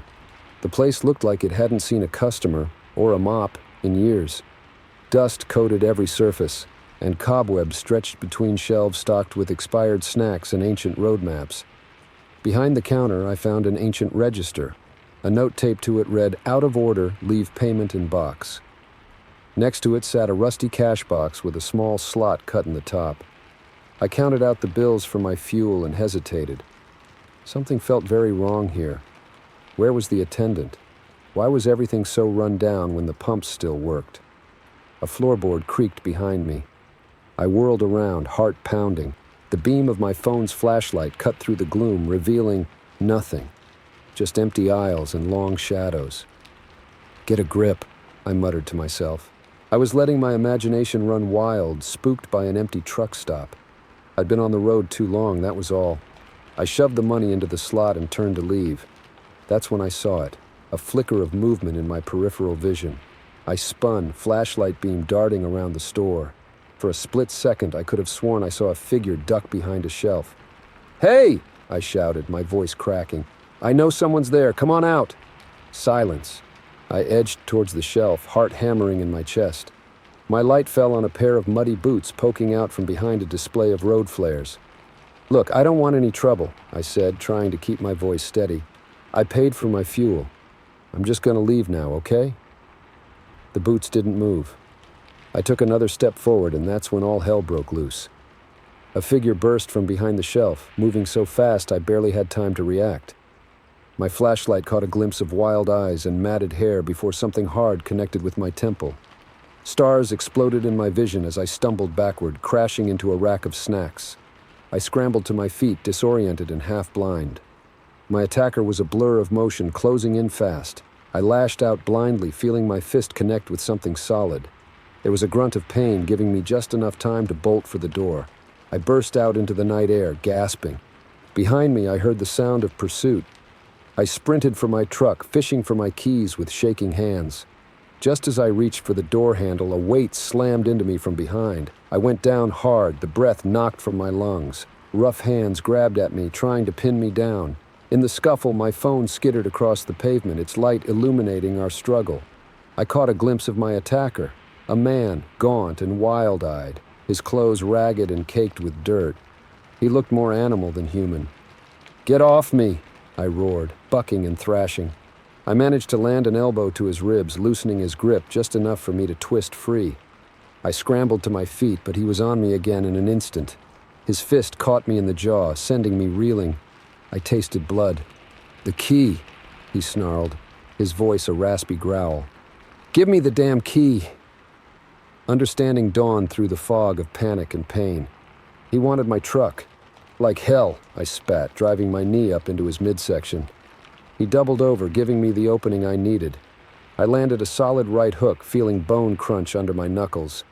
The man went down, but I knew he wouldn't stay there long. I dove for my truck, yanking the door open and hauling myself inside.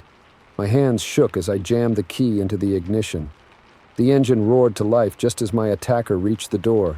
He clawed at the handle, his face a mask of desperation and rage. I slammed the locks down and threw the truck into gear. As I peeled out of the lot, I caught a final glimpse of him in my side mirror. He stood in a cloud of dust watching me go. Then to my horror, he turned and sprinted towards the tree line. That's when I saw them, shadowy figures emerging from the darkness. 4 more people moving with the same feral energy as my attacker. They converged on my truck like a pack of wolves. I floored it, the big rig lurching forward with a roar. In my rearview mirror, I saw the group give chase for a few hundred yards before falling behind. Their howls of frustration echoed in the night, sending chills down my spine. I drove for hours, pushing my rig to its limits. Every shadow on the road looked like a grasping hand, every reflective sign a pair of glowing eyes. It wasn't until the sun began to rise that I finally allowed myself to relax, just a little. At the first real truck stop I came to, I pulled over and called the police. I reported everything, the abandoned station, the attack, the group in the woods. They took my statement, but I could tell from their tone they didn't entirely believe me. A patrol car was dispatched to check it out, but I knew what they'd find. Nothing. The place would be deserted, any signs of struggle long erased. I've been on the road for years since that night, and I've never seen that truck stop again. But sometimes, when I'm driving late at night and my fuel gauge dips low, I feel a chill run down my spine. I push on no matter how tired I am or how much my engine protests. Because out here on the lonely highways, you never know what's waiting in the shadows. And sometimes the price of a full tank can be far higher than you're willing to pay. Story 12. The first sign of trouble was a faint burning smell. By the time I realized what was happening, it was already too late. 40 tons of steel and cargo were hurtling down the mountain, and I was just along for the ride. I'd been driving big rigs for the better part of 2 decades, and I thought I'd seen it all. But nothing could have prepared me for that night on Wolf's Head Pass. It started like any other long haul, a full load, a tight deadline, and a treacherous mountain route standing between me and my destination. The sun had just dipped below the horizon when I started the climb. The pass was notorious among truckers, a winding snake of asphalt cut into the side of the mountain, with steep grades and hairpin turns that could make even the most seasoned driver sweat. But I'd done this run a dozen times before. I knew every curve, every switchback, or so I thought. About halfway up, I noticed the engine temperature creeping higher than usual. Nothing alarming, but enough to keep an eye on. I downshifted, easing off the throttle to give the engine a break. The big diesel responded with a low grumble, the sound echoing off the rock face to my right. That's when I caught the first whiff of something burning. At first, I thought it might be coming from outside, maybe a forest fire in the distance. But as the smell grew stronger, a knot formed in the pit of my stomach. Something was wrong with my rig. I eased onto the shoulder, such as it was on the narrow mountain road. To my left, the ground fell away sharply. Nothing but air between the edge of the pavement and the valley floor thousands of feet below. I set the brake and climbed down to investigate. The smell was stronger outside, acrid and chemical. I popped the hood, half expecting to see flames. Instead, I was greeted by a cloud of steam. The radiator hose had burst, spraying coolant all over the engine bay. "Damn it," I muttered, reaching for my phone to call for a tow. No signal, of course. I weighed my options. I was still a good 10 miles from the summit, with an even longer descent on the other side. Trying to limp the truck up without coolant was asking for trouble, but I couldn't exactly back down the twisting road in the dark either. After a moment's hesitation, I decided to push on. If I could make it over the top, I could coast down the other side and find help in the valley. I climbed back into the cab, said a quick prayer, and eased back onto the road. For the next few miles, everything seemed fine. The temperature gauge was pegged in the red, but the engine kept pulling. I nursed it along, taking it slow on the inclines and letting gravity do the work on the downhills. I started to think I might actually make it. Then, rounding a particularly sharp bend, I felt the truck lurch. The steering suddenly felt loose, unresponsive. I tapped the brakes, and my blood ran cold when the pedal went straight to the floor. No engine, no brakes, just 40 tons of steel and cargo, and gravity doing its damnedest to pull us down the mountain. Time seemed to slow down. I could see everything with crystal clarity. The gleam of moonlight on the guardrail, the shadows of trees whipping past, the sheer drop just beyond the edge of the road. My hands gripped the wheel so tight my knuckles were white, but it might as well have been connected to nothing for all the good it did. The speedometer crept up, 40, 50, 60 miles per hour. Way too fast for these turns. I pumped the brakes furiously, hoping for some miracle of hydraulics. But there was nothing. Just the sickening sensation of acceleration and the howl of wind past my windows. I reached for the CB radio, my hand shaking.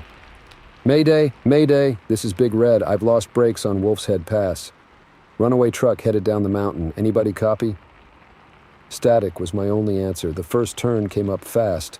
A sharp switchback that I knew, under normal circumstances, needed to be taken at no more than 15 miles per hour. I was doing nearly 70. I wrestled with the wheel, trying to keep the massive vehicle on the road. The trailer fishtailed, threatening to jackknife. For a heart-stopping moment, I felt the left wheels lift off the pavement. Somehow, defying physics and luck, the rig slammed back down and straightened out, but I knew my luck wouldn't hold. The next turn was coming up fast, and it was even sharper. I had a split second to make a decision that would determine whether I lived or died. Just before the turn, there was a runaway truck ramp, a steep uphill path filled with loose gravel designed to slow and stop out-of-control vehicles. It was my only chance. I yanked the wheel hard to the right, aiming for the ramp. The sudden change in direction sent the trailer swinging wide. I felt the terrifying sensation of the cab being pulled sideways, the whole rig threatening to roll. Then we hit the gravel. The sound was deafening, like being inside a giant maraca. The truck shuddered and bucked as it plowed up the ramp. I was thrown against my seatbelt, then slammed forward into the steering wheel. Something in the trailer broke loose, shifting the weight and nearly tipping us over. But gradually, agonizingly, we began to slow. The ramp seemed to go on forever, but finally, mercifully, we ground to a halt. For a long moment, I just sat there, hands still locked on the wheel, heart pounding in my chest. The only sound was the tick-tick-tick of cooling metal and the ringing in my ears. Slowly, I became aware of a wetness on my face. I reached up, thinking it was sweat, only to realize I was crying. The adrenaline crash hit me like a wave, and I started shaking uncontrollably. I'm not sure how long I sat there, coming to terms with how close I'd come to death. It could have been minutes or hours. Eventually, I heard the crunch of tires on gravel and saw flashing lights in my mirrors. Someone had spotted the truck on the ramp and called it in. The highway patrol officer who responded looked as shaken as I felt when I told him what happened. "In all my years on this mountain," he said, "I've never seen anyone walk away from a runaway like that. You must have a guardian angel, buddy. Maybe he was right, or maybe it was just dumb luck. Either way, I knew one thing for certain. I'd used up whatever cosmic favors I had coming to me that night." The investigation later revealed that the brake lines had been slowly leaking, a hairline crack that had gone unnoticed during inspections. The coolant leak had been the final straw, causing the engine to seize and taking out the last of my braking power. I took some time off after that night, needing to get my head straight before getting back behind the wheel. But eventually, the road called me back. You don't spend 20 years driving without it getting into your blood. These days, I still make the run over Wolf's Head Pass. But every time I reach that runaway ramp, I say a little thank you. To luck, to guardian angels, to whatever forces conspired to keep me alive that night. Because out here on the mountain, with nothing between you and oblivion but your wits and a thin strip of asphalt, you learn to be grateful for every mile you survive. And you never ever take for granted the awesome responsibility of controlling a machine that, in the wrong circumstances, can become an unstoppable force of destruction. Every trip up that pass is a reminder. Respect the mountain, respect your rig, and always, always be prepared for the unexpected. Because sometimes all that stands between you and disaster is a split-second decision and a whole lot of luck. Story 13. I've driven millions of miles across this country, but nothing could have prepared me for that night on Highway 50 in Nevada. They call it the loneliest road in America, and let me tell you, it lives up to its name. But it wasn't the isolation that got to me. It was the impossible thing I saw repeated over and over again, defying all logic and reason. Even now, years later, I still question my sanity when I think about it. It was a crisp autumn night, the kind where the air feels sharp in your lungs and the stars seem close enough to touch. I'd been on the road for 14 hours straight, hauling a load of electronics from Sacramento to Denver. The deadline was tight, so I'd opted for the shorter route through Nevada instead of my usual run up I-80. The first few hours had been uneventful. Traffic was sparse, just the occasional pair of headlights breaking up the monotony of the darkness. I had the radio tuned to a late-night talk show, more for the company of another human voice than any interest in the topic. It was around 2 a.m. when I first saw it. A car on the side of the road, hazard lights blinking steadily in the night. As I drew closer, I could make out more details. It was an old model Chevy, probably from the 70s, painted a faded blue that looked almost gray in my headlights. A figure stood next to it, arm outstretched in the universal gesture of a hitchhiker. Now, I'm not usually one for picking up strays. Too many horror stories in this line of work. But something about the scene made me slow down. Maybe it was the lateness of the hour, or the sheer emptiness of the landscape. Whatever the reason, I found myself easing onto the shoulder, gravel crunching under my tires. As I pulled to a stop, I got a better look at the stranded motorist. It was a man, probably in his 50s, with a weather-beaten face and clothes that had seen better days. He approached my cab and I rolled down the window. "Having some trouble?" I called out. The man nodded, a look of relief washing over his face. "Engine just died on me," he said, his voice gravelly. "Don't suppose you could give me a lift to the next town?" I hesitated for a moment, years of road-wise caution warring with basic human decency. In the end, decency won out. "Hop in," I said, reaching over to unlock the passenger door. "There's a truck stop about 30 miles up the road. I can drop you there." The man climbed in, bringing with him the smell of dust and old cigarettes. "Much obliged," he said, settling into the seat. "Name's Frank." "Joe," I replied, pulling back onto the highway. "So what brings you out to the middle of nowhere, Frank?" He chuckled, a dry sound that reminded me of rustling leaves. "Just passing through. Story of my life, I guess." We fell into silence after that, the miles rolling by beneath us.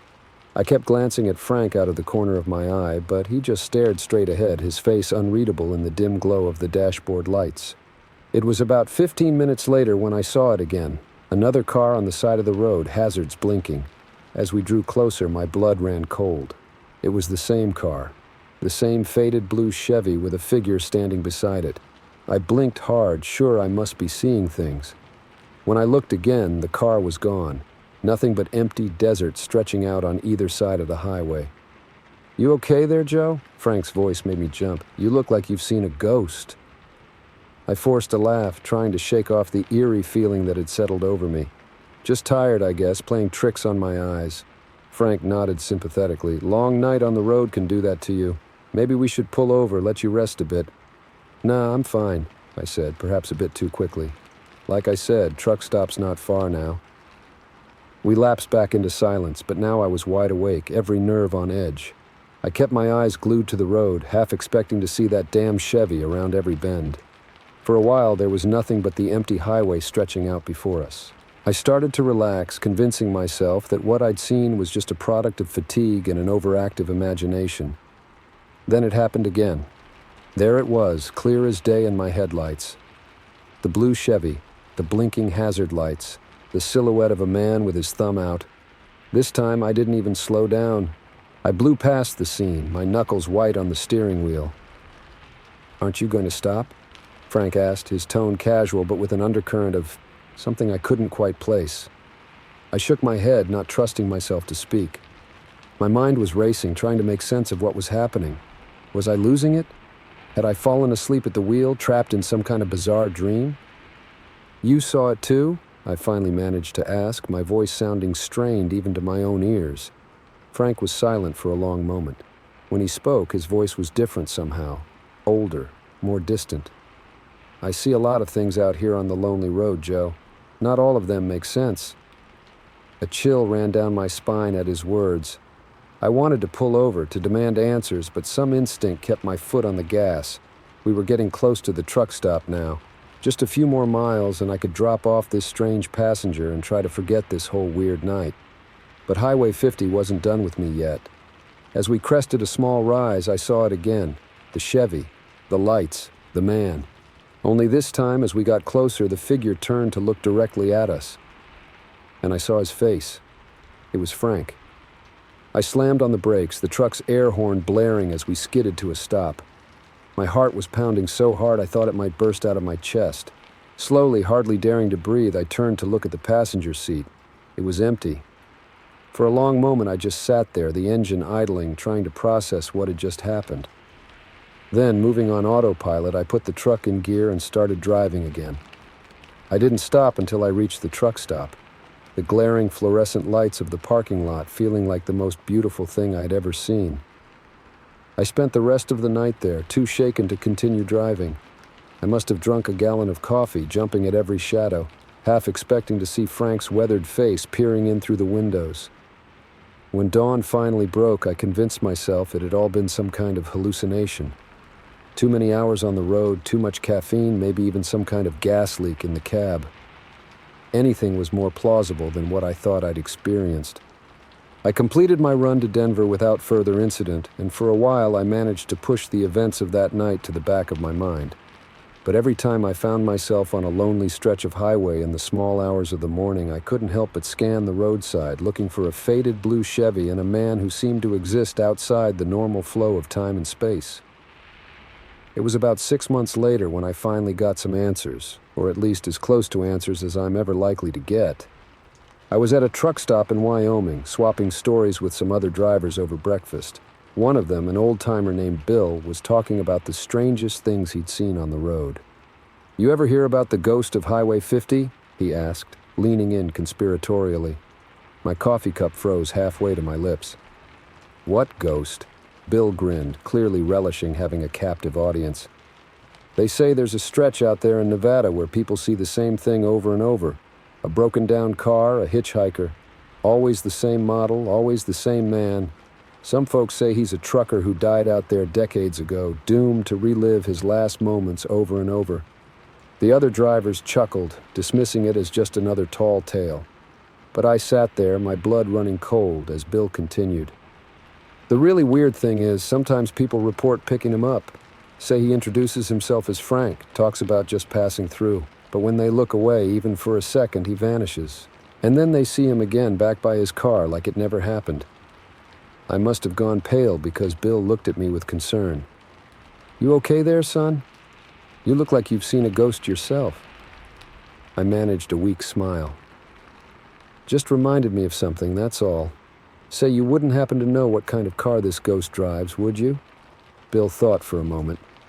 "Now that you mention it, I do remember hearing it was some kind of Chevy, old model, blue, I think." I nodded, a strange mix of relief and terror washing over me. Relief that I wasn't crazy, that others had experienced what I had, and terror at the implications of what that meant. I never told anyone the full story of what happened that night on Highway 50. Who would believe me? But I did start asking around, quietly collecting stories from other drivers who'd had similar experiences. Enough to know that whatever I encountered out there in the Nevada desert, I wasn't the first, and I certainly won't be the last. These days, I avoid Highway 50 like the plague. If a run takes me anywhere near it, I find an alternate route no matter how much longer it might be. Because the thought of seeing that blue Chevy again, of looking into Frank's timeless eyes, is more than I can bear. But sometimes, on long nights when the road seems to stretch on forever, I find myself wondering about Frank, about the nature of time and reality, about all the things that exist in the spaces between what we think we know. And I realize that maybe, just maybe, the loneliest road in America isn't so lonely after all. Story 14. Her trembling hand reached out, silently begging for a ride. I should have kept driving. but in this job you see so many broken souls on the highway that sometimes you can't help but try to mend one. Little did I know I was about to become another victim of the road. The name's Frank, and I've been hauling freight across the country for nearly 2 decades. You see a lot in this line of work. The good, the bad, and the downright strange. But nothing could have prepared me for Emily, or the web of lies she was about to drag me into. It was a chilly autumn evening, the kind where the sunset paints the sky in shades of orange and purple. I was about halfway through my run from Atlanta to Chicago, hauling a load of auto parts. The interstate stretched out before me, an endless ribbon of asphalt cutting through the heartland. That's when I saw her. A young woman, probably in her mid-20s, standing on the shoulder with her thumb out. Now, I'm not usually one for picking up hitchhikers. Too risky in this day and age. But something about her made me pause. She looked desperate. Her clothes were rumpled, her hair a mess. And her eyes, they had that haunted look I've seen too many times before. The look of someone running from something. Against my better judgment, I eased off the accelerator and pulled onto the shoulder. As I opened the passenger door, I got a better look at her. She was pretty in a fragile sort of way, with big blue eyes and blonde hair tied back in a messy ponytail.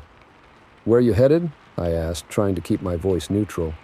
"Anywhere," she said, her voice barely above a whisper. "Just away from here." I hesitated for a moment. Every instinct honed from years on the road was telling me to drive away, but I couldn't just leave her there. "I'm headed to Chicago," I said.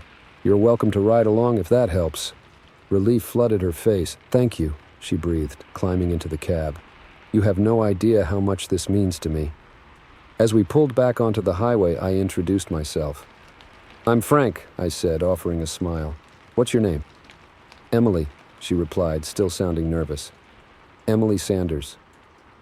We drove in silence for a while, the hum of the engine and the sound of tires on pavement filling the cab. I could feel the tension radiating off her like a coiled spring ready to snap. Finally, I couldn't take it anymore. "You want to talk about it?" I asked gently.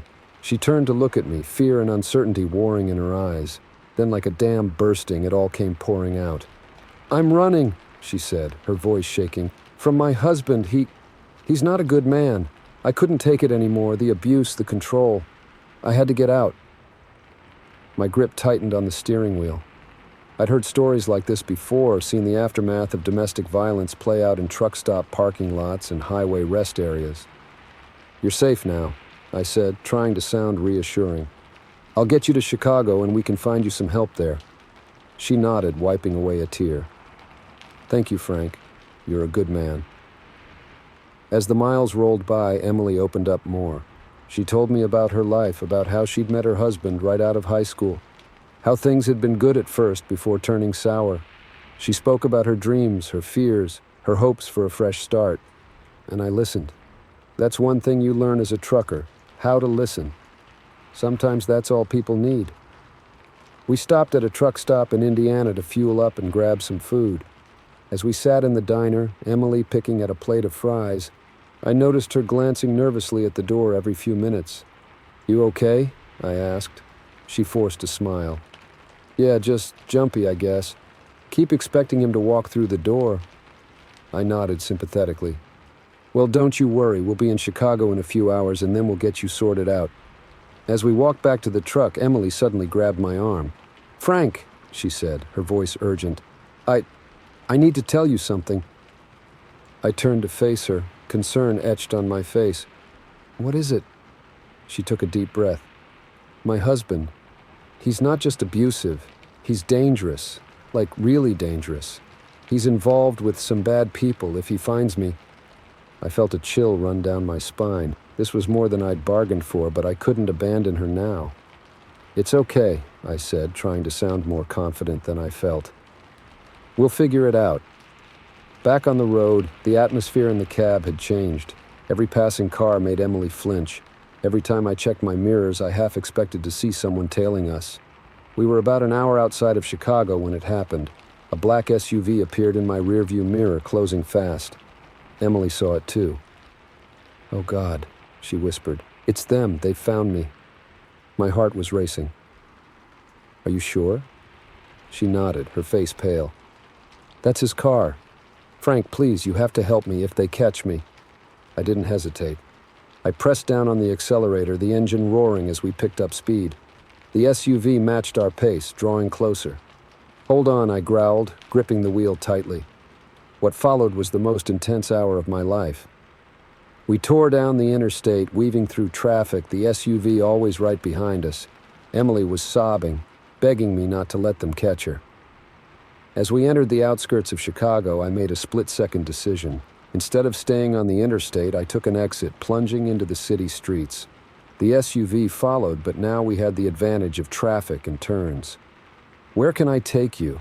I asked Emily, my voice tense. "Is there somewhere safe?" She thought for a moment, then nodded. "Yes, my aunt's house. She doesn't know I'm coming, but she'll help me." She gave me directions, and I navigated the city streets, constantly checking my mirrors for the SUV. Finally, after what felt like hours, we pulled up in front of a modest house in a quiet neighborhood. "Thank you, Frank," Emily said, her eyes brimming with tears. "You've saved my life. I don't know how I can ever repay you." I smiled, feeling a mix of relief and pride. "Just take care of yourself, Emily. That's all the thanks I need." She nodded, then quickly got out of the truck and ran to the house. I watched as she knocked on the door, was embraced by an older woman, and disappeared inside. Feeling drained but satisfied, I pulled away, heading towards my delivery point. I'd be late, but it was worth it. I'd helped someone in need, maybe even saved a life.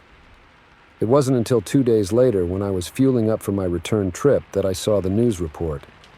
My blood ran cold as I watched the story unfold on the truck stop TV. Emily Sanders was wanted for grand larceny and fraud. She'd conned multiple people out of hundreds of thousands of dollars, using a sob story about an abusive husband to gain sympathy and trust. The aunt's house in Chicago, the home of her latest victim, an elderly woman she'd scammed out of her life savings. I felt sick. The fear, the tears, the desperate plea for help. It had all been an act. And I'd fallen for it, hook, line, and sinker. As I climbed back into my truck, I couldn't help but laugh bitterly. All those years on the road, all that experience, and I'd still been taken in by a pretty face and a sad story. But as I pulled back onto the highway, the endless road stretching out before me, I realized something. Yeah, I'd been conned, but I'd also tried to help someone I thought was in trouble, and in this world, sometimes that's all we can do. So I kept driving, a little wiser, a little warier, but still ready to lend a hand to those in need. Because out here on the open road, you never know what or who you might encounter. And sometimes the biggest risks lead to the most important lessons. Just maybe next time I'll think twice before picking up a hitchhiker. Story 15. The quarantine sign should have been my first warning. But when you're hauling essential supplies, you learn to ignore a lot of things. It wasn't until I saw the empty streets and heard those inhuman screams that I realized I'd driven straight into hell. It was supposed to be a routine delivery, medical supplies to a small town called Millbrook, population 5,000. The kind of place you'd miss if you blinked while driving through. I'd been on the road for 14 hours straight, pushing hard to meet the deadline. The sun had set hours ago, leaving me alone with the endless ribbon of asphalt and the hum of my rig's engine. The first sign of trouble came about 10 miles out. A makeshift barricade blocked the highway, manned by guys in hazmat suits. They waved me down, and I felt a knot form in my stomach. "Town's under quarantine," one of them said, his voice muffled by his mask. "No one in or out." I showed him my paperwork. "I'm hauling medical supplies. They're expecting me." He hesitated, then radioed someone. After a tense minute, he nodded. "All right, you can go through, but once you're in, you stay in. Understood." I agreed, not fully grasping what I was getting myself into. They moved the barricade, and I rolled on through, the weight of their stares heavy on my back. As I approached Millbrook, an eerie silence settled over everything. No cars on the road, no lights in the windows. It was like the whole town had simply vanished. I pulled up to the hospital, the only building showing any signs of life. A few harried-looking nurses helped me unload, their eyes darting nervously to the shadows. One of them, a young woman named Sarah, pulled me aside. "You shouldn't be here," she whispered. "It's not safe after dark." Before I could ask what she meant, a scream pierced the night. It started human, but twisted into something feral, inhuman. Sarah's face went pale.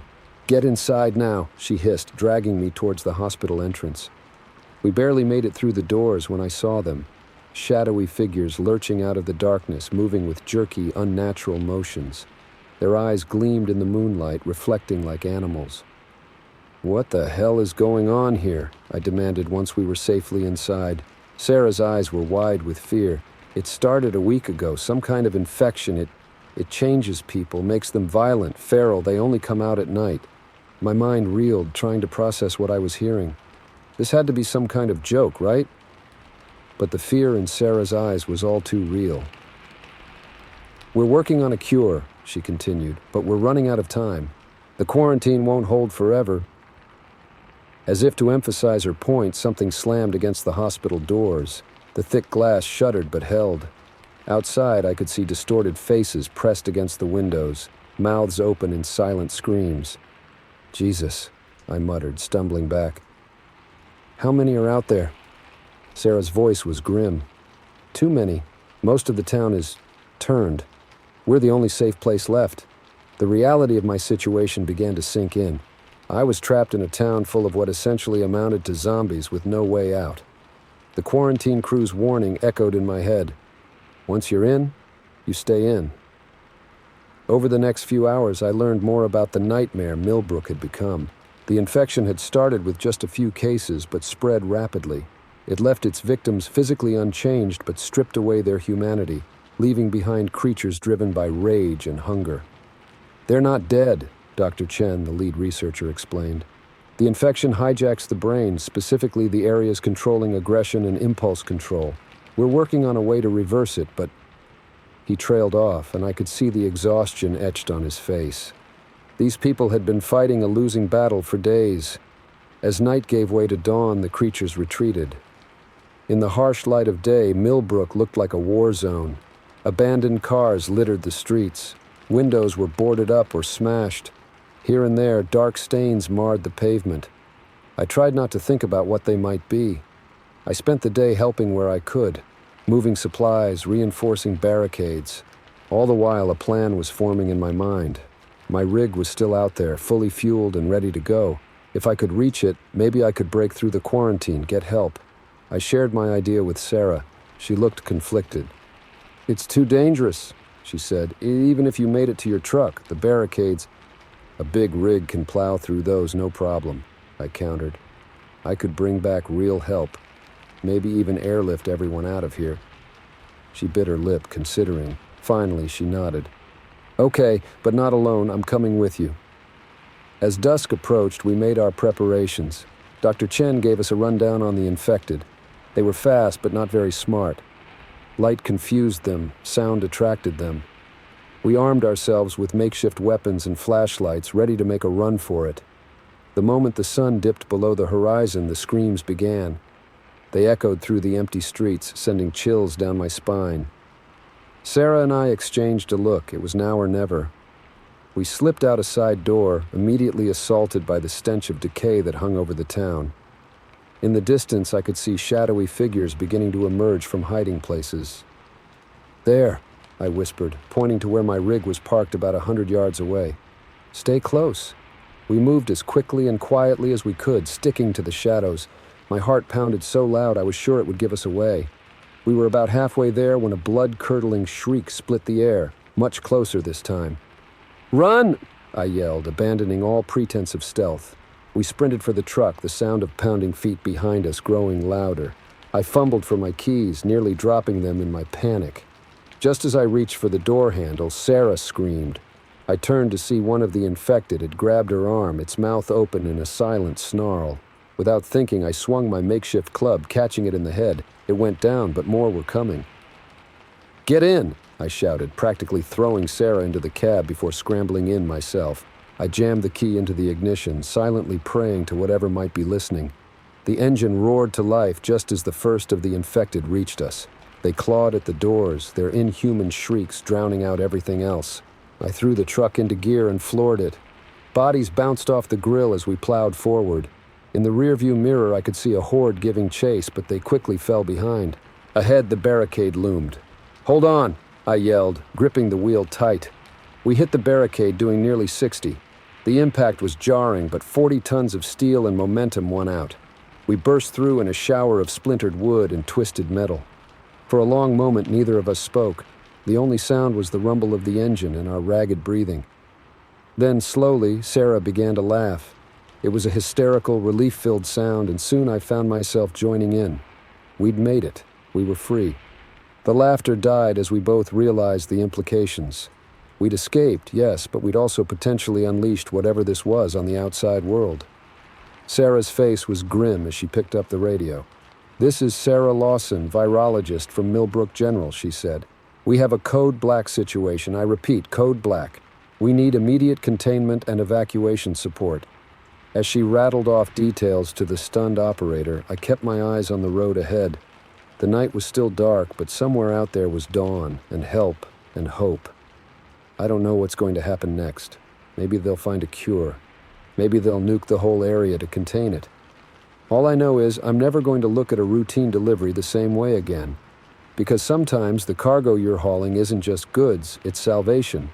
And sometimes the real monsters aren't the ones in the shadows, but the ones we create when we mess with things we don't understand. But that's a philosophy for another day.